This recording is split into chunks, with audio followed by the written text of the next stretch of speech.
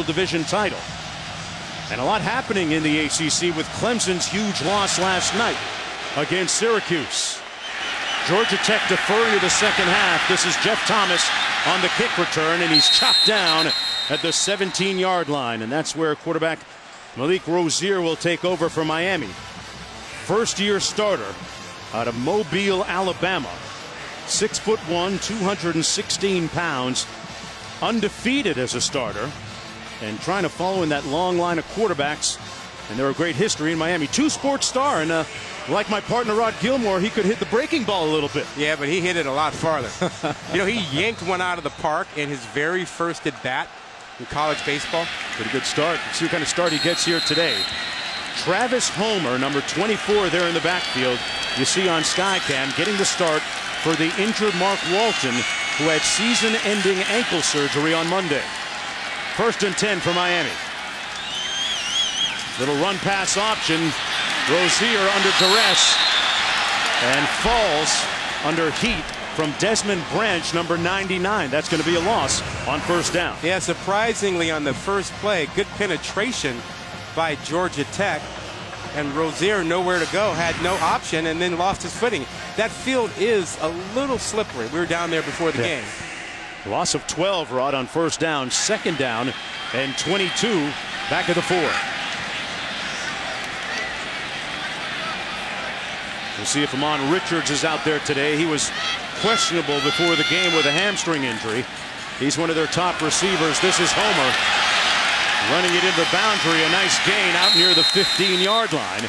So he'll get back 11 yards, setting up third down. In about 11 to go. Steph Durham making the stop for Georgia Tech. You talk about Homer getting his first start. There will be an awful lot of pressure on him to carry the workload. Probably more carries today than he's had all season. 25 coming into the ball game. He'll get close to that. Yeah, comes in with a pretty healthy average of almost 9 yards per rush. On 3rd and 11, Rozier. He gives the Canes a running option, but not enough room that time. And Georgia Tech defensively has been much improved this year as they get a 3 and out from Miami on the first series of the game. Good start for them. Playing a nice soft zone, testing the patience of Rozier. No place for him to go with that ball. And Miami, quickly, as you said, 3 and out. Did not look like they had much rhythm going that opportunity. Zach Fiegel's into punt. Brad Stewart back at his own 40-yard line for Georgia Tech. Eagles averaging about 39 yards per punt this year. Gets up a high spiral. Great hang time out of bounds at about the 41-yard line. So the Yellow Jackets will start off with very good field position here on their first offensive set. 41-yard punt. Nothing on the return. Taquan Marshall at quarterback. First-year starter, 5'10", 180 pounds, out of Hamilton, Georgia. Getting the directions from head coach Paul Johnson there on the sidelines. He has seen several position changes and now ends up the starting quarterback. He's a guy with a good high school quarterback. Expected to be one here. Got moved to running back, and after injuries and the like, he's back at quarterback, and boy is he special. Benson the lone back in this option attack. And a sack immediately on that midline option. Chad Thomas there, a.k.a. Major 9, joined by Trent Harris. Yeah, this is a very aggressive Miami defense. They don't believe in sitting back playing the option. They believe in attacking nonstop. Second down and 12 coming up. Ball at the 39-yard line. Miami down a couple of guys on defense in the secondary. Talk about that a little bit later. Marshall back to pass and sacked by Harris, his second one of the game. And that is simply speed winning. Harris at 6'2", 248, quick first step. There he is on the outside, beats the guard, and no place for Marshall to go. I mean, we're just talking quickness there. 3rd and long, not the kind of situation that this Georgia Tech offense is built for. What's going on, man? Everybody's going backwards.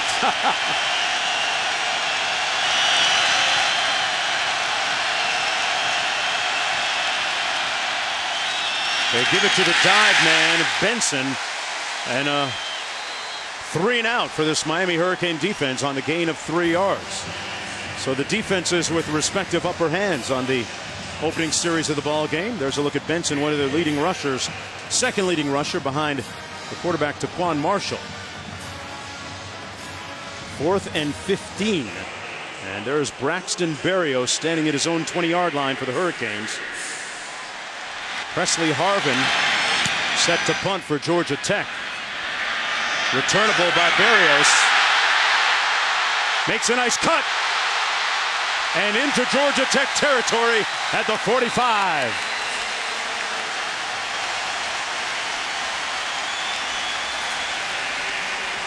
Jonesy, it's a low kick, a line drive kick that gives Berrios plenty of time. Look how low this is. Watch all the room he has to make a decision. Easy to make one guy miss. Now he's got a lane. But when you get a kick like that, you've got time to make good decisions, and Berrios did. And a 34-yard punt return by Berrios. One of the 3 receivers set up to the top of your screen. Had a big week last week in that win against Florida State with a couple of touchdown catches. Rozier out of the shotgun, has time, and incomplete at the 40-yard line, intended for Herndon. Quint? Q? Berrios has been clutch. He's been gutsy. In the words of Mark Richt, he's just been flat out awesome this season. As you said, 8 receptions last week. He scored a touchdown in the last 4 consecutive games, and he's the favorite target of Malik Rozier. And without Walton in the backfield and Amon Richards right now is on the bike on their bench, Berrios may be the prime target. Yeah, you would guess they'll be leaning on him a lot, Q. 2nd and 10. This is Homer squaring those shoulders, keeps those legs moving for the first down. Got a great block out front, Rod, from Trevor Darling in a gain of 11. Yeah, Jonesy, he's not the home run threat that Walton is, but he is a tough inside runner. He's more likely to run over you than to run around you. He will dip that shoulder, and you saw it on that last play. Native of West Palm Beach, Florida. Gives Miami a 1st down and 10.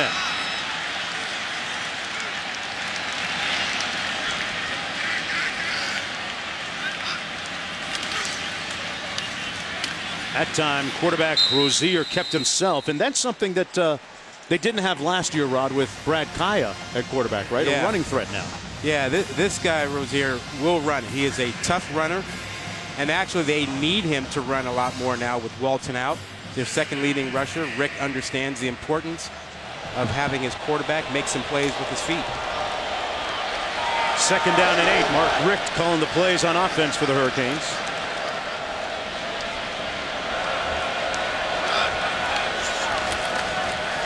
Homer into the boundary, showing a nice burst to pick up another Miami 1st down at the 20-yard line. A missed tackle on the play by Victor Alexander, a 12-yard gain. Yeah, really good speed getting to the edge. You see them pull both guards. Linebackers are caught inside. Mitchell can't get there, but that's a good job of getting to the edge quickly with those inside interior linemen. Miami finding a little bit of rhythm here on this second offensive possession after that quick 3-and-out opening game.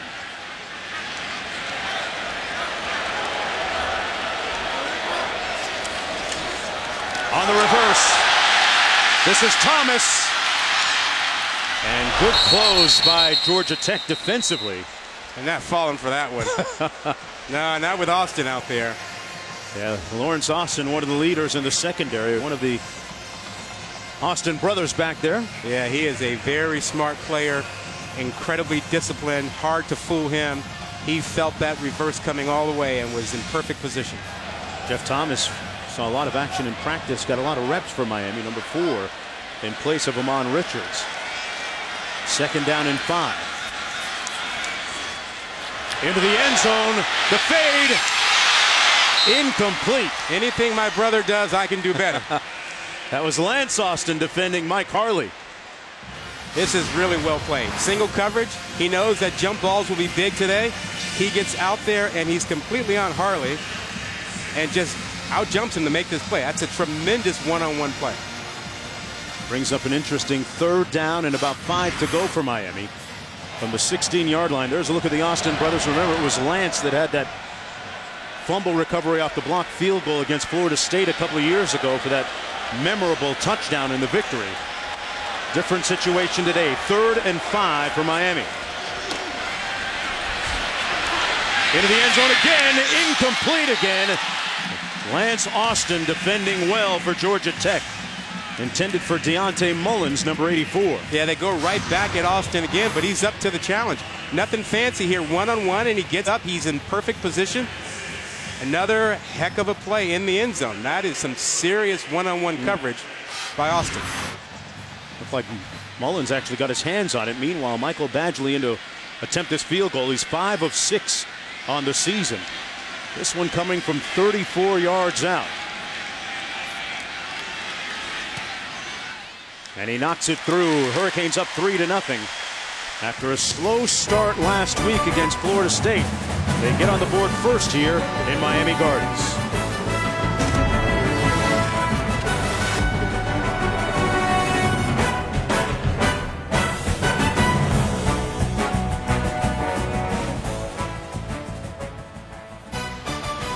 From hot and humid Miami Gardens, Florida, you're watching the ACC on ESPN from Hard Rock Stadium.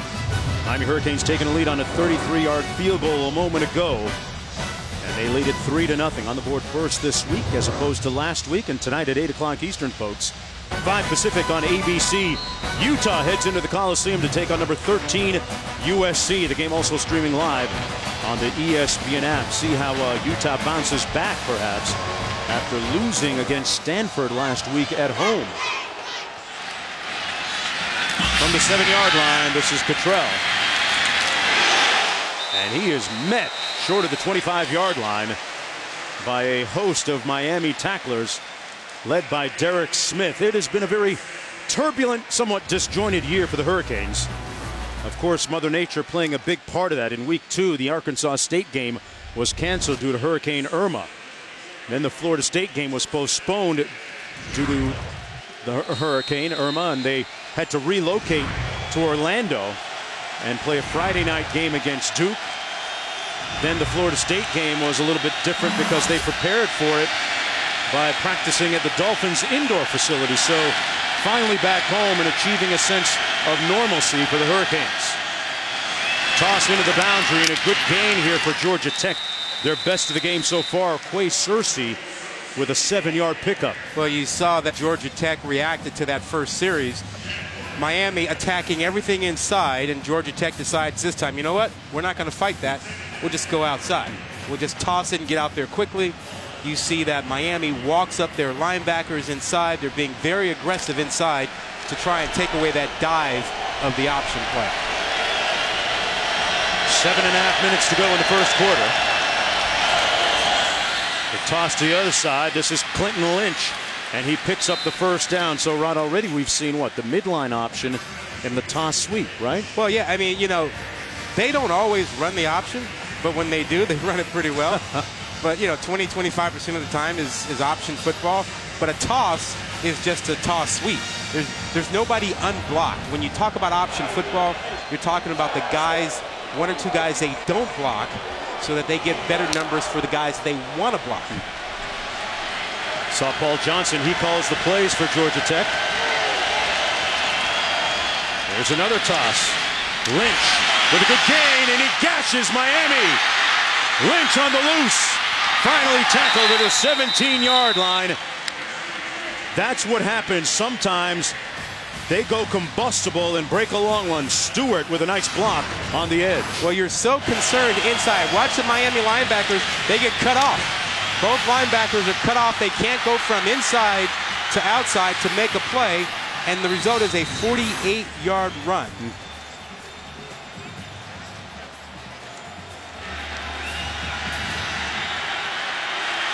First and 10 from the 17.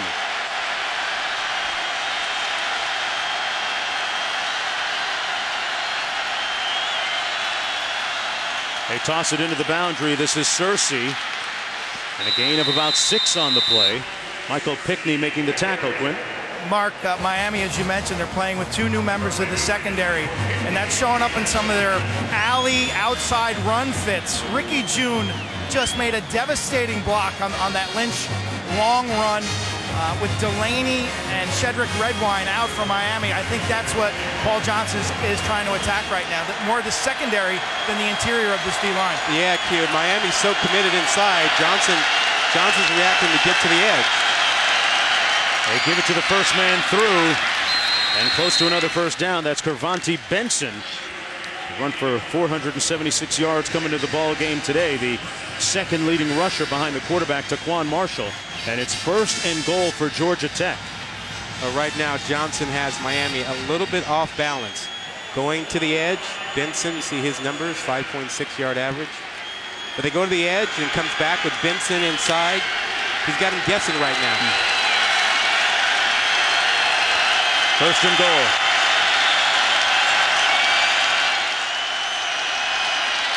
Marshall kept it himself, and he's tackled immediately by Kendrick Norton. It'll be 2nd and goal. Manny Diaz telling us that Norton and McIntosh are going to be huge for them up front today, along with linebackers Quarterman and Pickney. Well, Norton he's a load inside. He's the guy that can handle that dive. He can disengage from center and make a tackle by himself. If he's disruptive, Georgia Tech will struggle inside. 2nd and goal. Marshall on the toss. Searcy. Touchdown, Georgia Tech. Lynch. And Green actually with the score.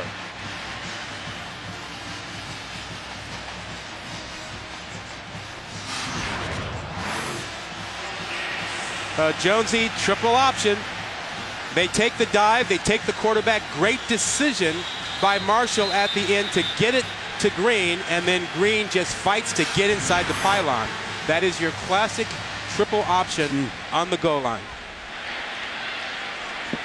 And they're going to review this one, and you saw the ball come loose as J.J. Green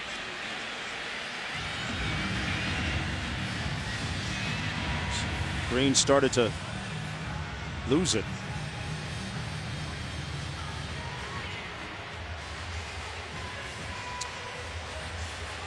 All right, welcome everyone to Miami Gardens, Florida. Georgia Tech taking a 6-3 lead just a moment ago on a J.J. Green run, and just a moment ago, after scoring, the officials reviewing the touchdown, or was it? There's the play,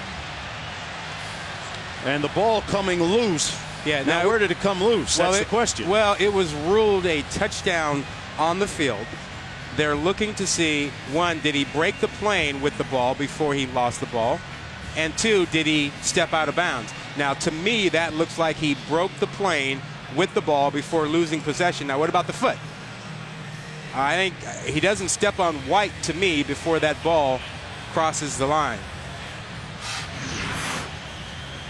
Waiting for the call to call in the field. I don't see anything was a that touchdown. Turn that After over. review, the ruling on the field stands. Touchdown. So Georgia Tech with a touchdown, taking a 6-3 lead. This in response to Miami's field goal on their last possession, a 33-yard field goal, which temporarily gave them the lead. But Georgia Tech coming back, and Sean Davis, who's had issues this year with his place kicking, in for the extra point. And Georgia Tech taking a 7-3 lead, trying to snap a 7-game losing streak against Miami. Back after this.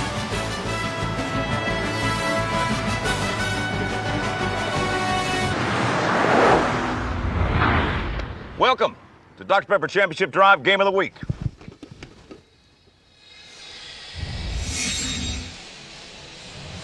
And welcome back, everyone, to Hard Rock Stadium, Miami Gardens, Florida.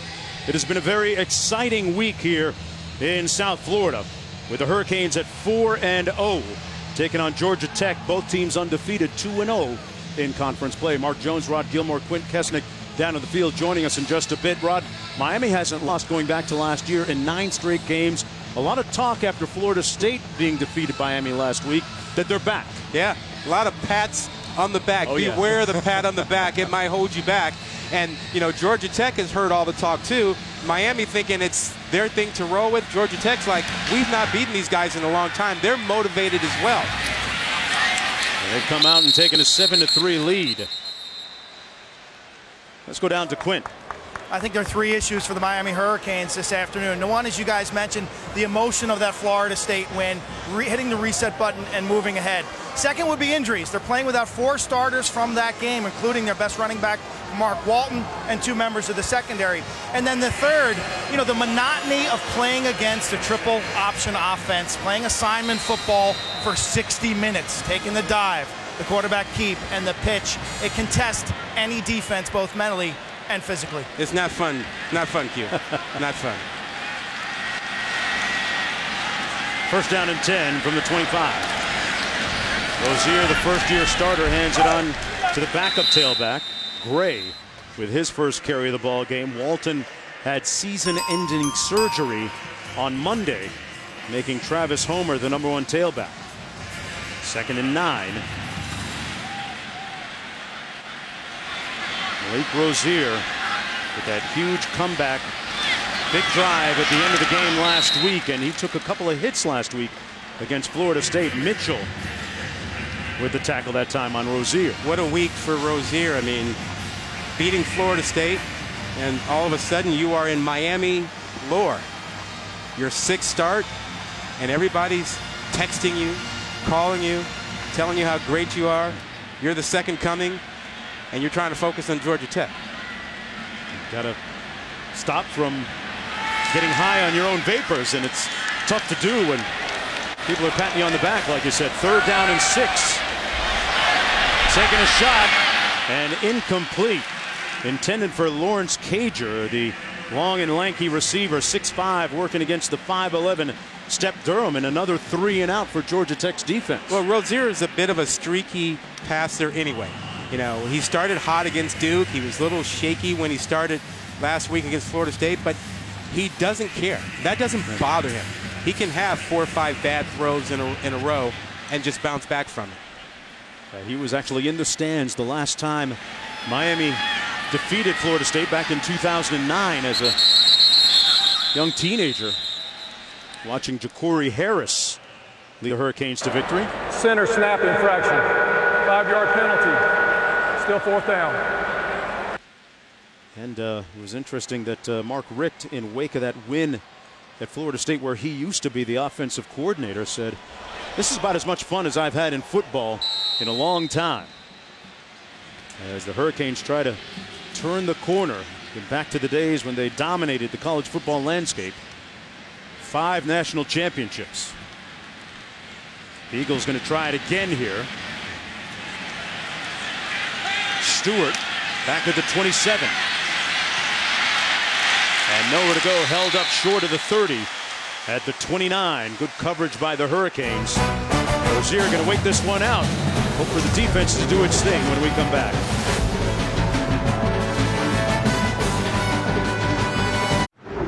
You're watching Dos Equis Tailgate Week. And welcome back, everyone, to college football presented by Walmart. Part of Dos Equis Tailgate Week. Georgia Tech with the football, leading 7-3. They come into the game 3-1 overall, 2-0 in ACC Coastal Division play. They lost their opener against Tennessee, and that guy right there, the starting quarterback, Taquan Marshall, was spectacular, albeit in defeat against the Vols. He hands it off this time. On the pitch to Cottrell, still on the loose, and another big gain for Georgia Tech. Jaquan Johnson making the tackle. Well, they opened up the game, Georgia Tech did, doing a tremendous job trying to run inside. Miami took all that away, and Paul Johnson has almost exclusively attacked them on the edge since then. They've done a good job of cutting off the linebackers, not allowing them to get out there and get to the quarterback or get to the pitch. But right now, the perimeter run game is really hurting Miami. Yeah, they've Look like they've really deciphered something in Miami's defense. Handoff is to Benson. Broke a couple of tackles. Determined running by Benson all the way down to the 31. Well, you know, Paul Johnson has an itch he's just scratching right now. I mean, he knows that Miami wants to be aggressive and they want to stop the dive, and he's getting to the edge. And those inside linebackers who really need to play well, Quarterman 55 and Pinckney 56, are getting caught up in traffic and getting cut off. And you say the word cut. Cut block's a big part of today's game. 15-yard gain. Another first down and another toss to the wide side of the field. That time slowed up and stopped. Searcy with nowhere to go. You know, you talked about Marshall and his winning the quarterback job. You know, he was a big-time star in a very small town. He grew up about 1,000 people in his town, and he was such a star at football. His mother gave him media training. He does good interviews. Make him sad. I don't want you walking around town uncomfortable, talking to people, you know, when they're ready for you. And you know what? That poise showed up in his very first game against Tennessee when he went off, and you'll see that poise the rest of this ball game.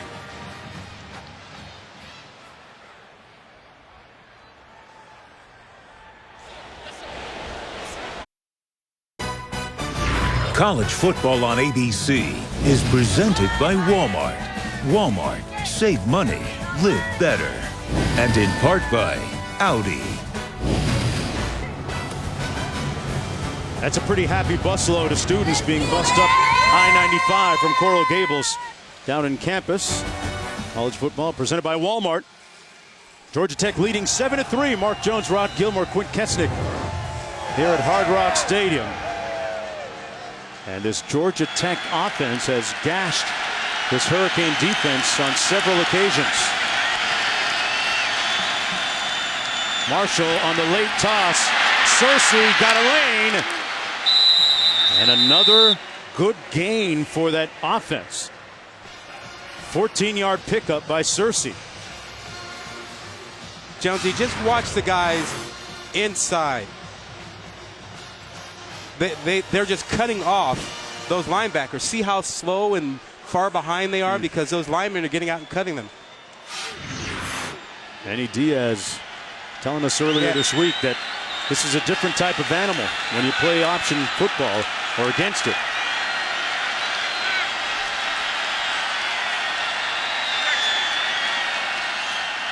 They give it to the first man, the dive man. That's Benson. And Benson with another first down for Georgia Tech with under a minute to go here in the first quarter. We were just talking about that, right? Yep. Johnson is like a pitcher postseason on the mound. He doesn't have a play card. He feels the game. He's looking out there and he's like, you know what? I feel them leaning. I feel them crashing inside. You know, they're trying to get outside now. We're going to come back inside. So you're saying we're going to dive on him now. He's not a big analytics guy. He's going by feel. He here, feels it. He sees it. He feels it. He just has a knack for it. First and goal.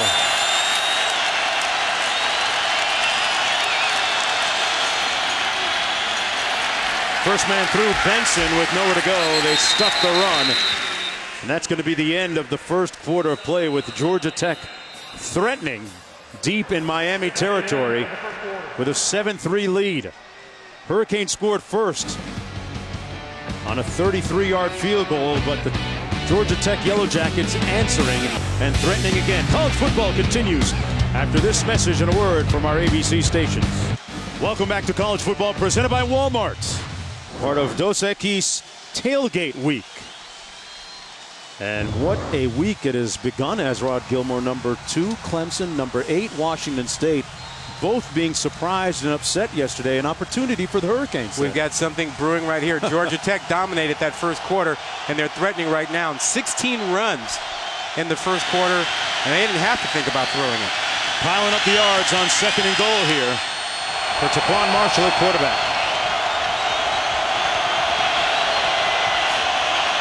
Toss into the boundary. Green stopped up short of the end zone. It's going to be 3rd and goal for Georgia Tech. Remember, they've had some place kicking issues with Sean Davis, so you wonder if maybe if they're this deep, Rod, Do they go for it on a 4th down, as we have an injured player down in the field for Miami? That's number 33, Trent Harris. Yeah, Harris got off to a fast start today. Got a sack on the very first series. Was fairly disruptive early before Georgia Tech decided that they weren't going to battle trying to run inside. They decided that they would go to the edge. Miami, if you just joined us, already down a couple of guys on defense in the secondary. Sheldrick, Redwine, and D. Delaney, a couple of starters on the back line. And that has already shown up. You know, we've seen some big runs by Georgia Tech, and we've seen some of those replacements step in with bad pursuit angles, which allowed Georgia Tech to get some significant runs. You played the position. What's it like going against an option? How tricky is it? Hate How it. nuanced? Hate it. It's not any fun. You liked it that much? Well, you in the secondary, you have two choices. One, you're playing man coverage all day, or you're playing pitch, you know, and run support. And when you're doing that, you got to deal with people trying to take your knees out all game. None of it's fun. A lot of stuff going on. 3rd and goal.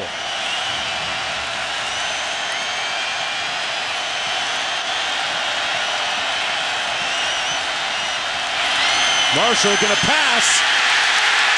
Wide open, room service, touchdown, J.J. Green. Pickney had him in his grasp. He had Marshall in his grasp, Rod, but couldn't bring him down. And what a throw by Taquan Marshall. Poise, Jonesy. We talked about the poise that Marshall has. Remember, in his very first start against Tennessee, he went for 249 yards rushing. Got into the end zone 5-6 times. First game, national television, was not bothered by it. You saw the poise on that play. Distress all around him, kept his composure, and delivered the football. Yeah, Paul Johnson says that he has not shrunk from the spotlight and the big moment. Hey, Rod, he must have heard us talk about the fact that they haven't thrown the ball yet. Hey, and when he throws it, he's not looking for first downs. He wants touchdowns, and he had Green all by himself. He made the first pass count. Georgia Tech with a 14-3 lead.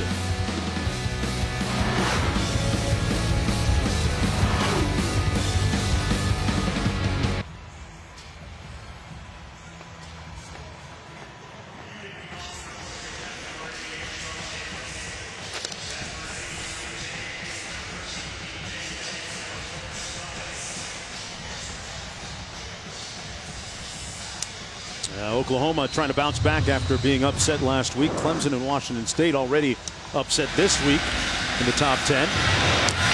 Hurricanes, number 11, under duress here. Jeff Thomas on the kickoff return. Hurricanes looking for a play. Rod, what was the key on that last Georgia Tech touchdown? We'll talk about it after this flag.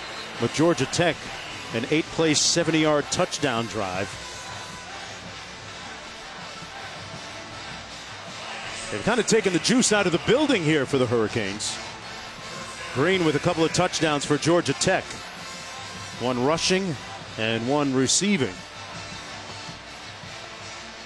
2 players participating on the receiving team, both wearing number 33. 5-yard penalty will be enforced from the end of the run. First down. That's the old banana in the tailpipe, if I ever saw one, right? Hey, wait, they're engineers. they can figure out numbers, right? 2 number 33s. Can't have 2 33s out there. Hey, man, they make you take calculus at Georgia Tech, man. I mean, shoot, that's an easy one. Oh, it was actually against Miami. But still, in that kind of disjointed start for the Hurricanes.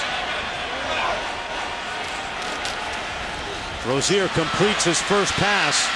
Berrios, the ACC's receiver of the week, gets the first down, brought down by Victor Alexander. As I mentioned, the first completion by Malik Rozier. Talked about him getting a lot of congratulatory texts in wake of that Florida State victory. Heard from Ja'Cory Harris, former quarterback, and a lot of the greats here at Miami, like Gino Torretta. You know, you just had a feeling Georgia Tech player. This could be that kind of a week. Like the stars were aligned, you know, to conspire against Miami. Full timeout. Brant Mitchell, Rod, the Georgia Tech player, shaken up. We're going to take a short break and come right back.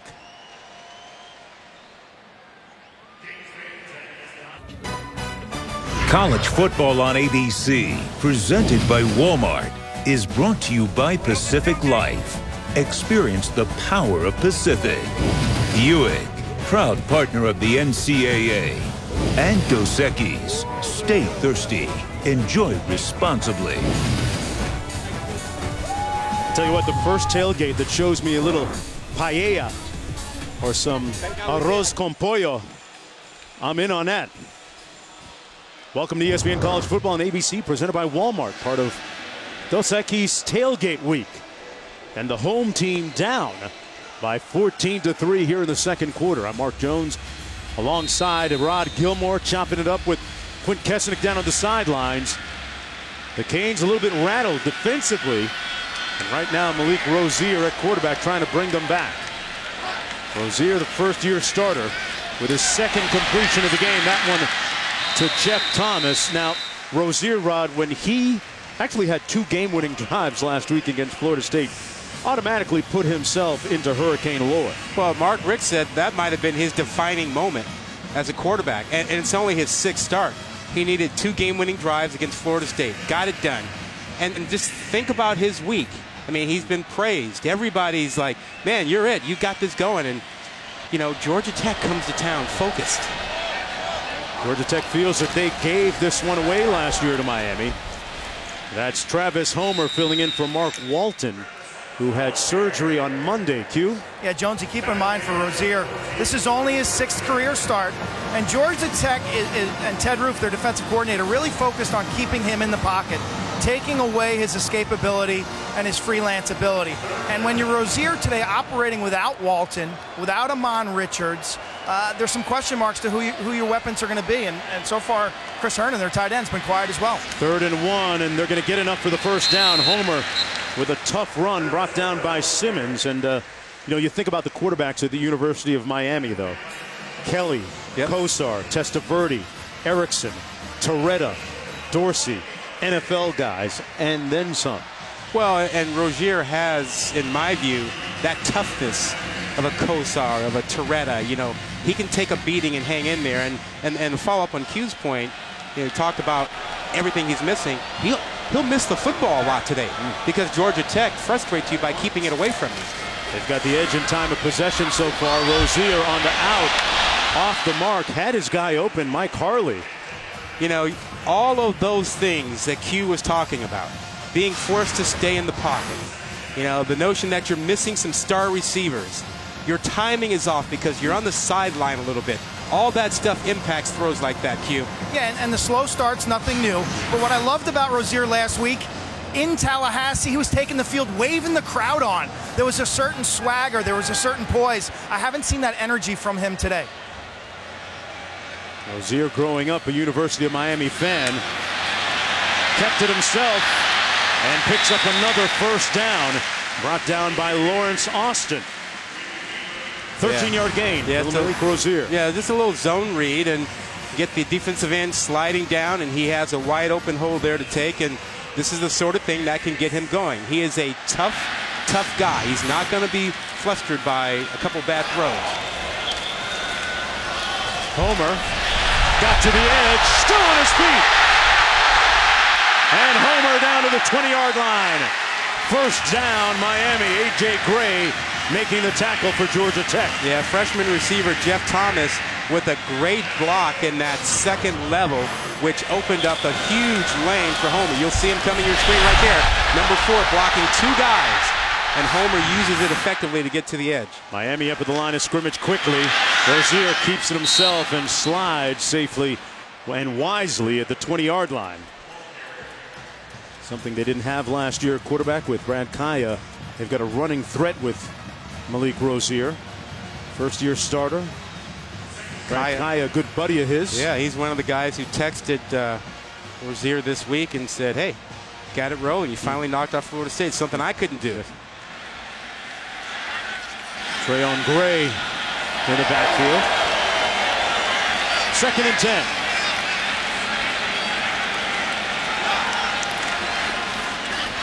Gray hurdles a tackler and brought down just shy of the 15-yard line. Picked up 5 on the play. Jordan Swilling and Alexander making the tackle for Georgia Tech. You know, I think, and Q might agree with this might be the time and place on the field you would expect Miami to come in with their tall receivers. They've got a couple guys 6'5", Q. They did not use down here last time. Yeah, Langham now on the field, though. Number 81. This is the 10th play of the drive. Langham is split to the top of your screen. He comes back the other way. Rozier, incomplete. Intended for Mike Harley. Just off the mark. I'm still surprised that they tried the fade routes with Harley. That's the second time they've done that. There's been good coverage by Austin both times. He's 5'9". Q, they've got a couple 6'5" guys that they could use down here. Yeah, well, obviously, Amon Richards is probably not going to be playing today. The other guy, Lawrence Cager, was actually having his knee brace taken off and then put back on, so he wasn't active in that series. Yeah, Q, there's Richards on the sideline. Re-injured his hamstring last week in Tallahassee. This is Badgley in for another field goal attempt. Made one earlier from 33. This one from 32. The line drive is good, and Miami now trails by 8, 14-6. Trying to keep that football away from Georgia Tech, though. They have the lead when we return.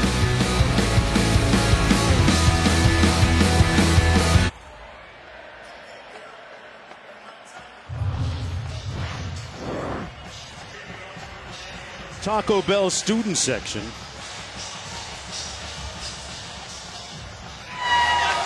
Taco Bell is a proud partner of the College Football Playoff.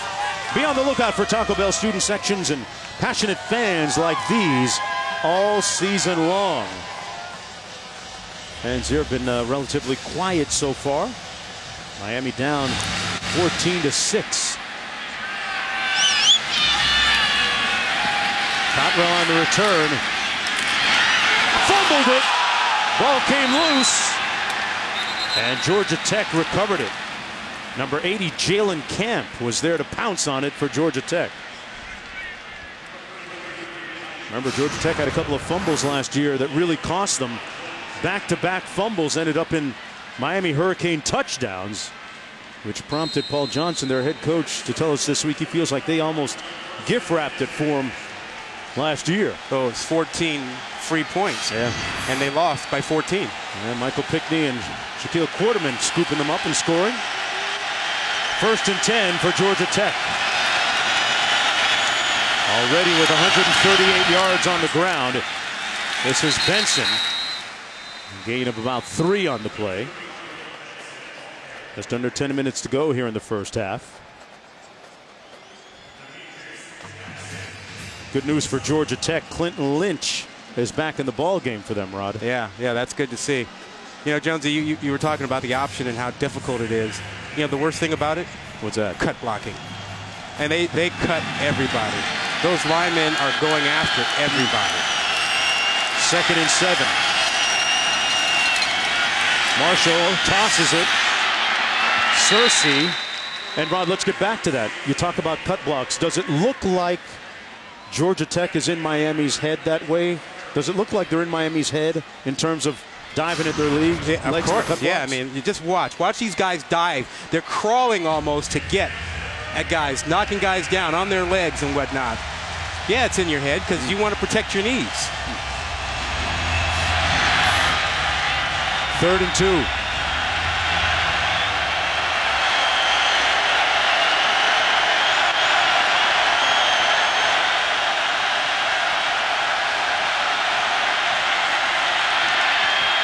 Marshall hit, and it depends on the spot. It looked like he was stopped short of the first down.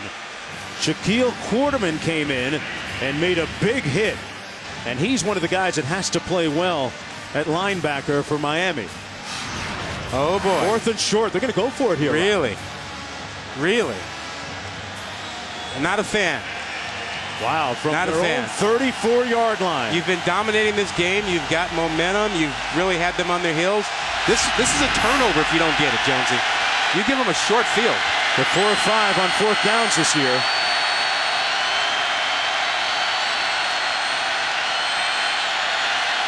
Play clock is going to expire. Yeah, he thought better of it. They call timeout.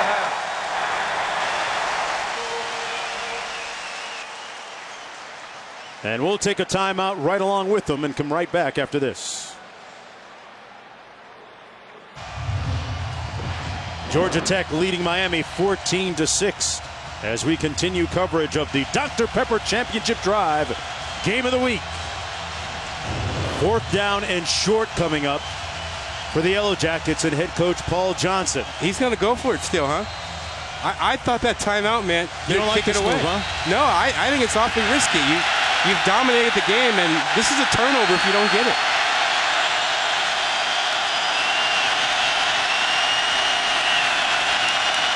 Marshall keeps it and gets the first down with a yard to spare. Taquan Marshall has been stellar since the beginning of the season. Came out in that game against Tennessee with 5 touchdowns in that overtime loss. And he is proving here early in this game that he is not afraid of the spotlight. He's calm and cool. Has one completion today. That completion for a touchdown.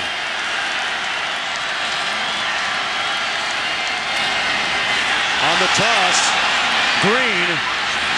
He was lucky to catch that. Let's go back to Cassidy in the studio.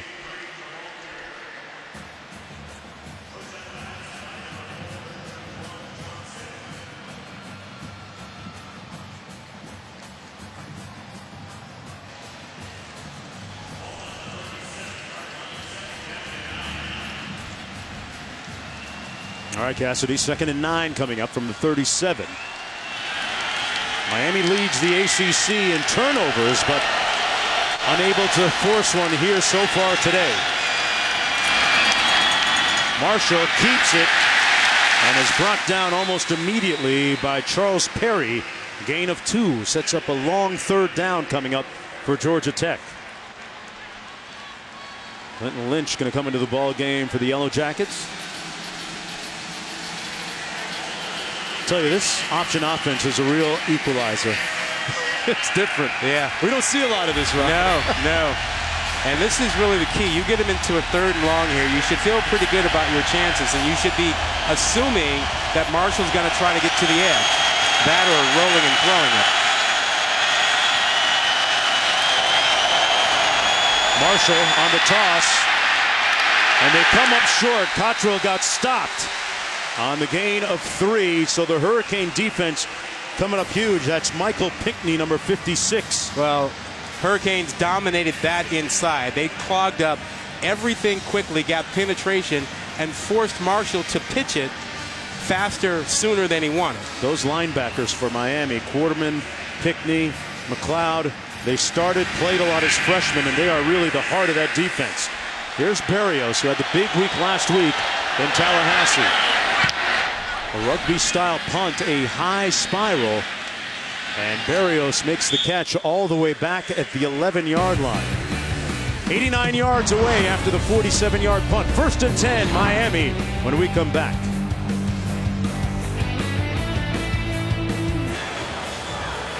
Back in Hard Rock Stadium, Georgia Tech leading Miami. Time now for today's AFLAC trivia question. You guys ready upstairs? Yes, sir. What Pac-12 team had the most NFL draft picks in 2017? Pac-12. NFL draft picks in 2017. 2017. U.S.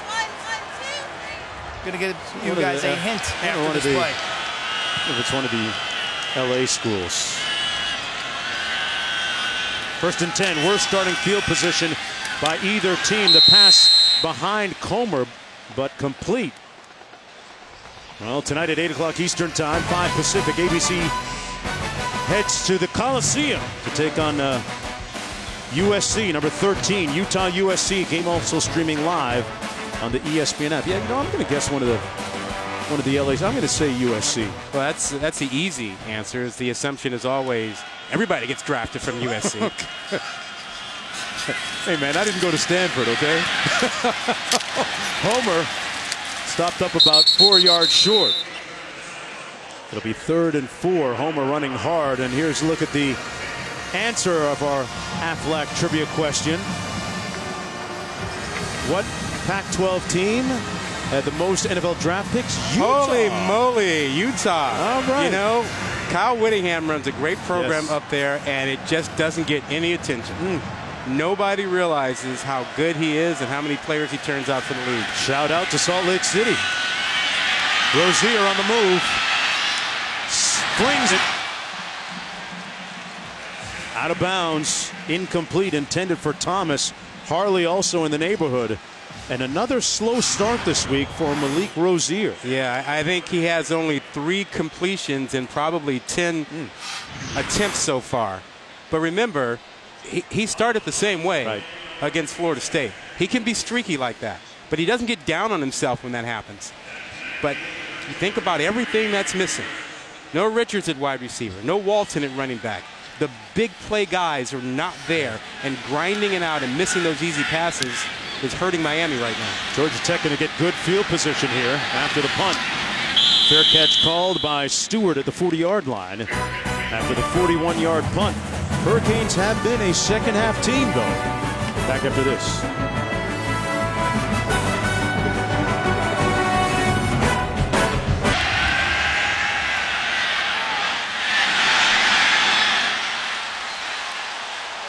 Pass incomplete, intended for Brad Stewart. There's a flag down on the play. Looks like we got pass interference on Robert Knowles. Pass interference. Defense. Number 20. 15-yard penalty. Automatic. First down. And Jonesy, this is the thing you hate about the option when you're a cornerback. All game long, coach tells you, you got one job, right?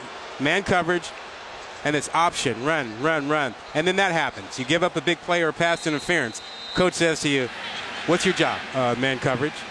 Were you looking at your man? Yeah. Were you looking in the backfield? Yeah. Why? I don't know. That's the way it goes. Yeah. Huh? So your job, man. They lull you to sleep with that other stuff. And it's easy for your eyes to drift and your mind to drift and go, I can go help on the run play. No, you can't. Play your man coverage. Well, stick to your job, and Marshall tosses it. Lynch has an alley. First down and then some. Pushed out of bounds at about the 32-yard line. Got a player down for the Hurricanes at the 40-yard line. That's Michael Pinckney, one of the cornerstones defensively at linebacker.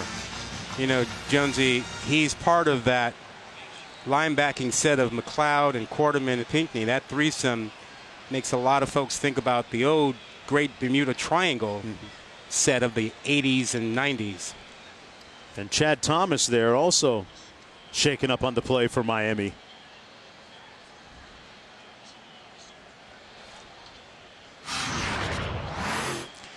On about the 40-yard line there, you see Pinckney coming over, and he just doesn't get the runner and seems to hurt himself as he rolls over. But it wasn't as if he was blocked. Just an awkward landing, it looked like.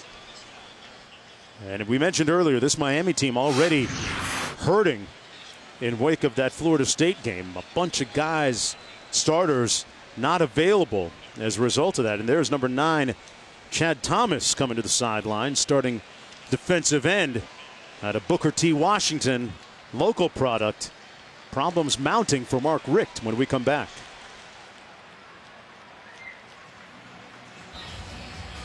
Well, we see Pinckney going to the sidelines. Shaquille Quarterman hasn't been on the field recently either. Smith and McLeod in at linebacker, along with Owens for the Hurricanes. 1st and 10, meanwhile, for Georgia Tech. The give is to Cavante Benson. Quint? Yeah, there's a certain celebratory nature of Miami defense, the way they've always played defense. But when you're playing assignment football, it's kind of just like doing your job and on to the next play. And we haven't seen the guys in green been able to rally. It's just really that first series, been able to get up and show some emotion and bounce around and get this crowd engaged, because they're just focused on doing their job. Or they're getting cut, Q, and you're on the ground. It's hard to celebrate. Toss to the wide side of the field. This is Green. And Green pushed out of bounds, a loss of 1. Great pursuit by Jaquan Johnson of the Hurricanes. Now that's the way Miami wants to play that. They want that ball to go outside quickly and then just use your speed and treat it like a sweep. The problem is when Marshall has time to debate and make a decision and you don't force the issue right away, it strings everything out. He's got an option inside. He's got an option outside. Manny Diaz, you saw him there on the screen, the defensive coordinator for Miami. Usually a big blitz guy, but this is a different type of animal. Timeout on the field by Georgia Tech. 27 rushes. Wow. In this option offense, 1 pass tonight for a touchdown. Not exactly balanced, Rod. They don't need it. But it's working. They don't need it. Kick off your Week 6 with NFL Sunday Countdown, 10 a.m. Eastern Time on ESPN. Streaming live on the app. Randy Moss ranks the best catches from today's college football action in the latest You Got Mossed. Plus, Desmond Howard joins Countdown, takes a trip to Kansas City to talk to Tyreek Hill and find out how the Chiefs have become the league's most exciting offense. Marshall back to pass, has time, and suddenly enveloped back at the 27-yard line. R.J. McIntosh, one of the first ones to get there, limiting that gain to just 2 yards. 4th down coming up. Yeah, this is good defense, and they keep Marshall in the pocket. He looks like he might slip away, but look at the reaction. Look how quickly Miami gets reactions from Jackson and others inside. So Georgia Tech, we mentioned, has had issues with their place kicking this year, and Sean Davis, 4th and 6, they're going to go for it. Yeah, now this is not a surprise. I mean, Johnson hinted to us earlier in the week that this kind of situation, he wouldn't try a field goal.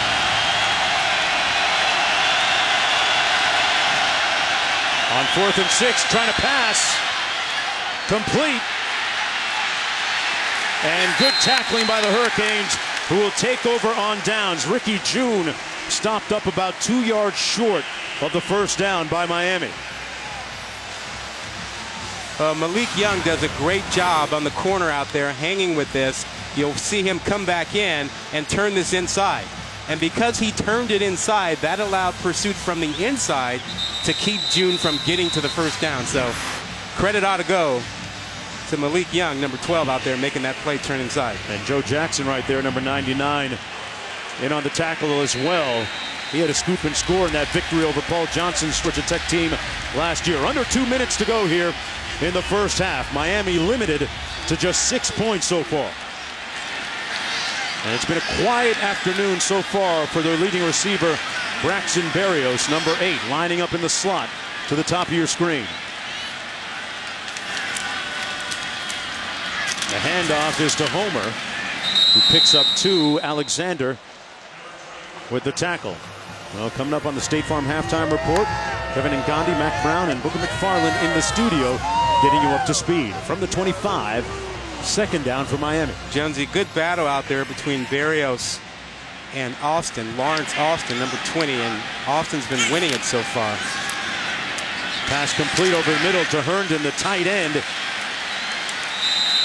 Keeping the play alive, and his forward progress is going to be about a yard short of the first down, a 7-yard pickup. Yeah, if they want to move the chains, Berrios has to be involved. And right now, everywhere he goes, he gets shadowed by 20 Austin.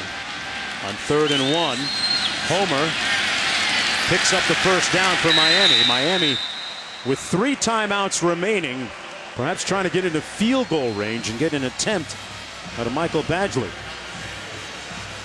You know, their clutch guy is 8, Berrios. We keep talking about it. And if they're going to get something done in the last minute here, they got to find a way to free him up.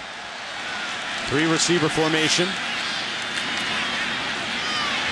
Rozier complete, and there's the guy we've been talking about the last couple of moments. Berrios with the catch. Lawrence Austin defending. Yeah, he's the guy that can make the clutch catch, get you the 3rd down catch, move the chains for you. You need that now. Now, how does Georgia Tech continue to deal with him? Is it still Lawrence Austin's duty to handle him? Berrios a 3.95 GPA in entrepreneurship. High snap. Scooped up by Rozier.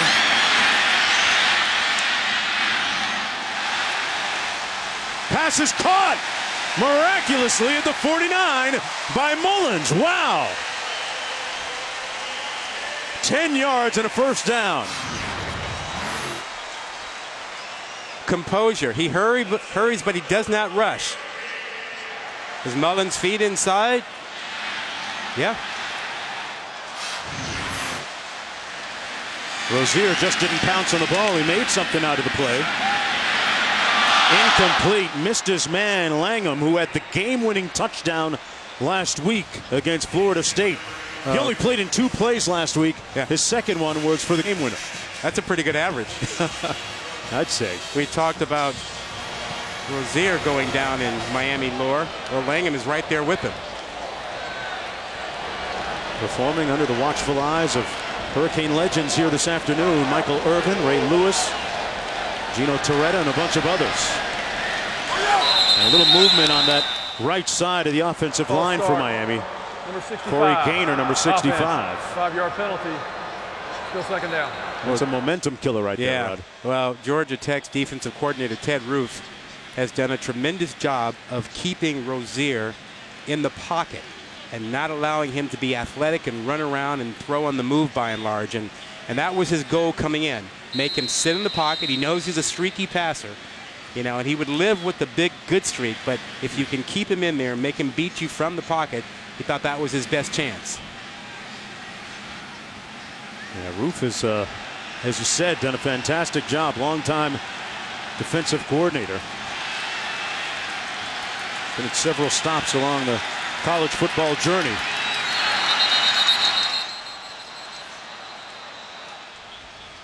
And Miami going to call a timeout. Miami. First timeout of the half. 30 seconds. Timeout. Well, the good news, or the bad news, is that last week they hadn't scored at all at halftime against Florida State. The good news is this week they got 6, Rod, if you're looking for bright spots. Well, Monday Night Football's Week 6 matchup has Tennessee taking on Indianapolis. Coverage begins at 6 o'clock Eastern Time on ESPN with Monday Night Countdown, served by Applebee's. The game also on ESPN2 in Spanish, streaming live on the ESPN app. Your guy Andrew Luck has been on the shelf for a while, huh? With the Colts? Yeah, bad shoulder. Wow. Been that way for a while. Yeah. They need him back. Not a good thing. Talked about some of the legends on hand here today. Ray Lewis amongst them. He's not putting a jersey on. They could use him. He has no trouble. He had no trouble when he played dealing with an option. Russell Maryland. They just knock guys around. Warren Sapp as well. They had a Ring of Honor ceremony yesterday here in Miami. Rozier wide open. Langham with the catch. Still on his feet. And that'll make the legends proud. First down to Miami at the 22 with 29 seconds to go. He's got to play more. All he does is deliver when he's on the field. Game-winning touchdown catch last week. Clutch catch here. And yards after the catch. Rozier out of the pocket. Complete at the 18-yard line to Herndon, the tight end, with 16 seconds to go, well within field goal range for Badgley. Well, you've got Langham at 6'4". We know he can leap. He's made plays. We talked about it the last time Miami was down here in the red zone. They used their 5'9" receivers for the fade route and not the 6'4". Q, what do you think of that? Yeah, Langham's listed at 6'4", 220. That might be on the lower side. He's enormous. And Georgia Tech secondary is not exactly Amazon's. They're in the 5'10", maybe 1 or 2 guys approaching 6 foot range. So there's a decided height and weight advantage for Langham. This is a guy who toiled in the practice squad in 2015 and 16. 4 career catches coming into this game today, but he'll go down in Miami lore for that game winner last week, and they'll put him here to the short side of the field where he's likely to attract man-to-man coverage, Rod. Q, what about energy? We talked this week. We thought Miami might be ripe for an upset just because of all the pats on the back. You feel that down there? I still do sense that, but I think this team in their minds knows what they can accomplish in the second half. 2nd and 5. Rozier coming back to the short side. Complete. Homer. Touchdown Canes.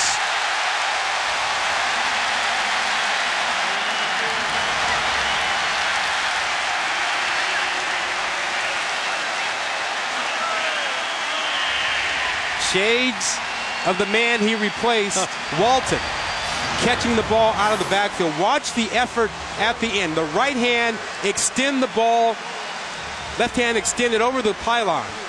Yeah, he hit it. Yeah. I mean, that presence of mind, look at this. Reaches it out to make sure he gets it inside the pylon. You're talking about a guy who has not had a lot of catches this year, has not had a lot of reps, but is showing you he is all football player. Yeah, first career touchdown, and obviously the first of the season for Travis Homer. Had a chance to visit with him earlier this week at practice. A really engaging, warm young man, a business management major.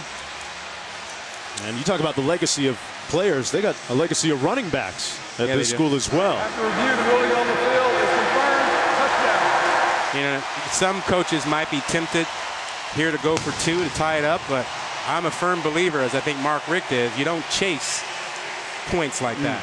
Too early? Too early. You wait until you get fourth quarter, or if it's a close game, late third, before you start going for 2. You just keep tacking on, act like you've been here before, like you'll get down here and score again. Yeah.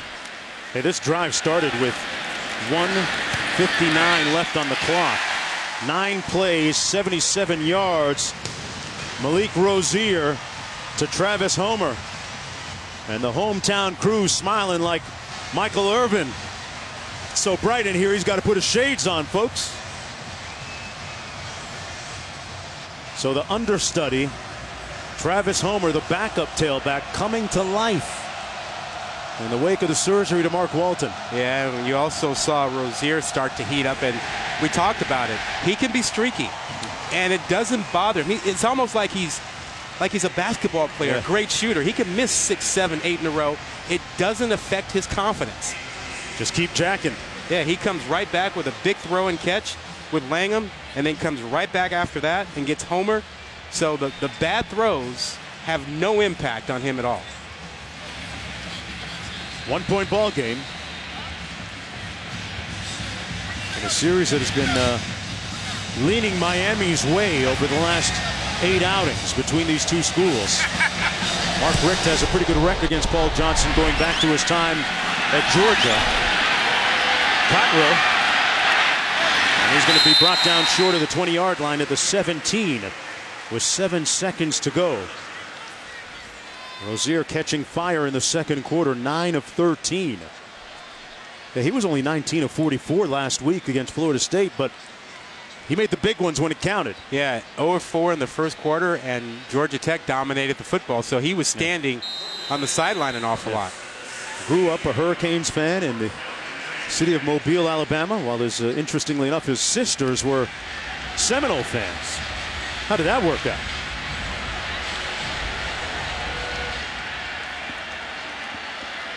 Taquan Marshall looking at 1st and 10 with 7 seconds to go. And they're going to run out the clock here and head into the locker room with a 1-point lead. Miami looking for its 5th win of the season, looking to remain undefeated. They trail by 1. Georgia Tech will receive the kick in the second half. The State Farm Halftime Report is coming up after this message, folks, and a word from our ABC stations.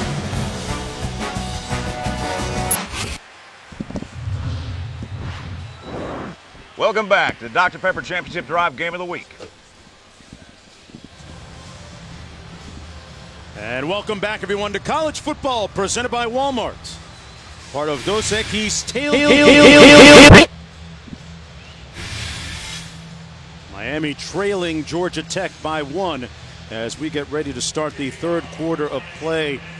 Hurricanes got off to a shaky start, Rod Gilmore. They were gashed defensively a couple of times, but a late offensive surge to end the first half, and they're right back in the ballgame. Yeah, you get the sense that Miami is starting to get a little comfortable. You saw Rozier, find the range, throwing the football a little bit, and so that onside kick.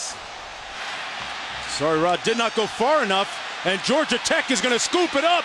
Miraculously, incredibly, Georgia Tech on the blown onside kick scores a touchdown. Lamont Simmons, wow!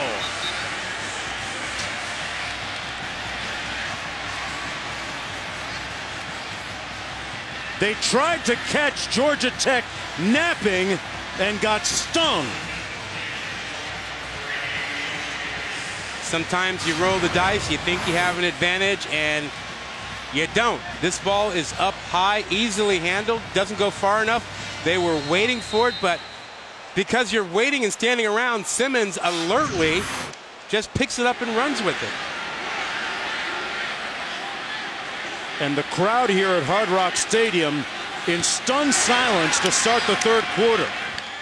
You talk about gift wrapping a touchdown for the opposition. It doesn't get any worse than that. Jonesy, the execution, horrible all the way around for Miami. First of all, you punch it up in the air, it doesn't go 10 yards, and then everyone is trying to stand around and wait for it to go 10 yards, and it's not going to move, and Simmons alertly recognizes he's got a clear field. That is as strange an onside kick as I think I've ever seen, where you've got guys with no sense of urgency standing around, not alert to the fact that Georgia Tech can pick it up and run with it. And Lamont Simmons, number 6 there, it says, hey, you know what? I'll take this. I got somewhere to go. A gift. Wow. Total gift. Quinn, what happened? Guys, the other thing, the mindset that Miami's been kind of intimating all week long is the number of possessions in this game will be less than they typically are. And I almost think that was a case where you were chasing maybe an extra possession. But QY, you just ended the first half. You had all the momentum. You had momentum. You went in the end zone. You were starting to settle down. Why even take the chance? Kickoff is short at the 9-yard line for Jeff Thomas. Thomas still on his feet. Thomas taken out of bounds near midfield at the 47. A good run back by Thomas on the kickoff. Let's take a look at our Pacific Life game summary. Some of the cogent points so far in the first half.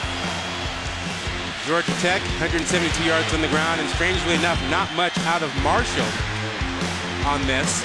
They did get a touchdown from Green early in the ball game. They did a great job getting to the edge most of that first half, and then Rozier came to life in that second quarter, finished that last drive 6 of 7 with a touchdown pass to Homer. And again, that's what we're talking about. You end the first half on a positive note with momentum, and then you roll the dice with the onside kick, and it bites you. Rozier, who was on a roll to end the first half, at the helm here, 1st and 10 from the 47. Keeps it himself and slides down for a gain of about 3 on the play. Let's go to Q. It's about throwing and catching. The words of Mark Richt, who called Malik Rozier jittery. But he also said that that's been status quo in terms of some poor first half performances this year. He expects Malik to calm down and just do his job. That's what he's looking for here now in this third quarter. Yeah, Q, we've seen him calm down. We've also seen him effective when he runs the ball, and I think we'll get more of that. Little bubble screen complete to Langham. Langham trying to get to the edge, close to the first down before he's pushed out of bounds. And there's the long and speedy, lanky receiver we were talking about a little bit earlier. Had the game-winning catch last week against Florida State. Picks up 11 there. And a first down for the Hurricanes at Georgia Tech's 40-yard line. I think they discovered in the second quarter that they can use Homer more. Not just running, but throwing to him out of the backfield. Homer had his first receiving touchdown of the season.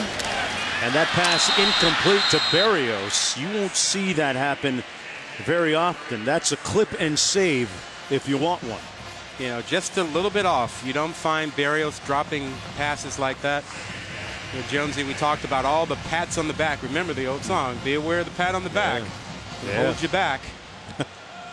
Yeah, it might be the case here a little bit here for Miami. Slow start once again. Homer on the sweep. Cuts it upfield, but stopped at the 37. Sets up a third and about 7 to go. Yeah, all week long the talk was the U is back. You know, what a great win over Florida State. What a great quarterback we have. Chance to get into the top 10. All that noise. And, you know, Rick said he tried to get his guys to focus on the nuts and bolts of defending an option attack and a physical game. And all the while, Georgia Tech was like, we gave you one last year. We are looking to get this one today. Yeah, both of these teams coming in undefeated in ACC Coastal Division play. Rozier under duress and sacked back near midfield at the 50-yard line by Antonio Simmons. Yeah, Simmons came on a Bit of a cross. He started out on the right side, and you'll see him, loop into the middle of your screen from the right side to the left, right up the middle, unblocked. A nice little stunt that they ran to free him up. That's the 4th sack of the season for Simmons. And Miami's going to have to punt from their own 36-yard line. Zach Fiegels, after what started like a very promising drive. Stewart with a fair catch at the 18-yard line. 1st down and 10 after the 32-yard punt. Back to Miami Gardens after this. Welcome back to Dos Equis Tailgate Week. Welcome back to college football presented by Walmart. Part of Dos Equis Tailgate Week. Miami Gardens, Florida. Part of the Magic City. Great week here of prep, and good to be home for a Saturday. Clemson went down. Washington State went down. Miami is trailing right now. Been that type of week for some of the higher-ranked teams in college football. They give it to the dive man. Why Merskirch picks up 2 on the play. I still think that for Georgia Tech to be effective, they need Marshall to get going on the ground. He had 8 carries in that first half. No yards for your leading rusher out of the ACC. 2nd and 8. All that, and they still have an 8-point lead. Marshall keeps it. Nice gain for the 1st down. Let's go to Cassidy.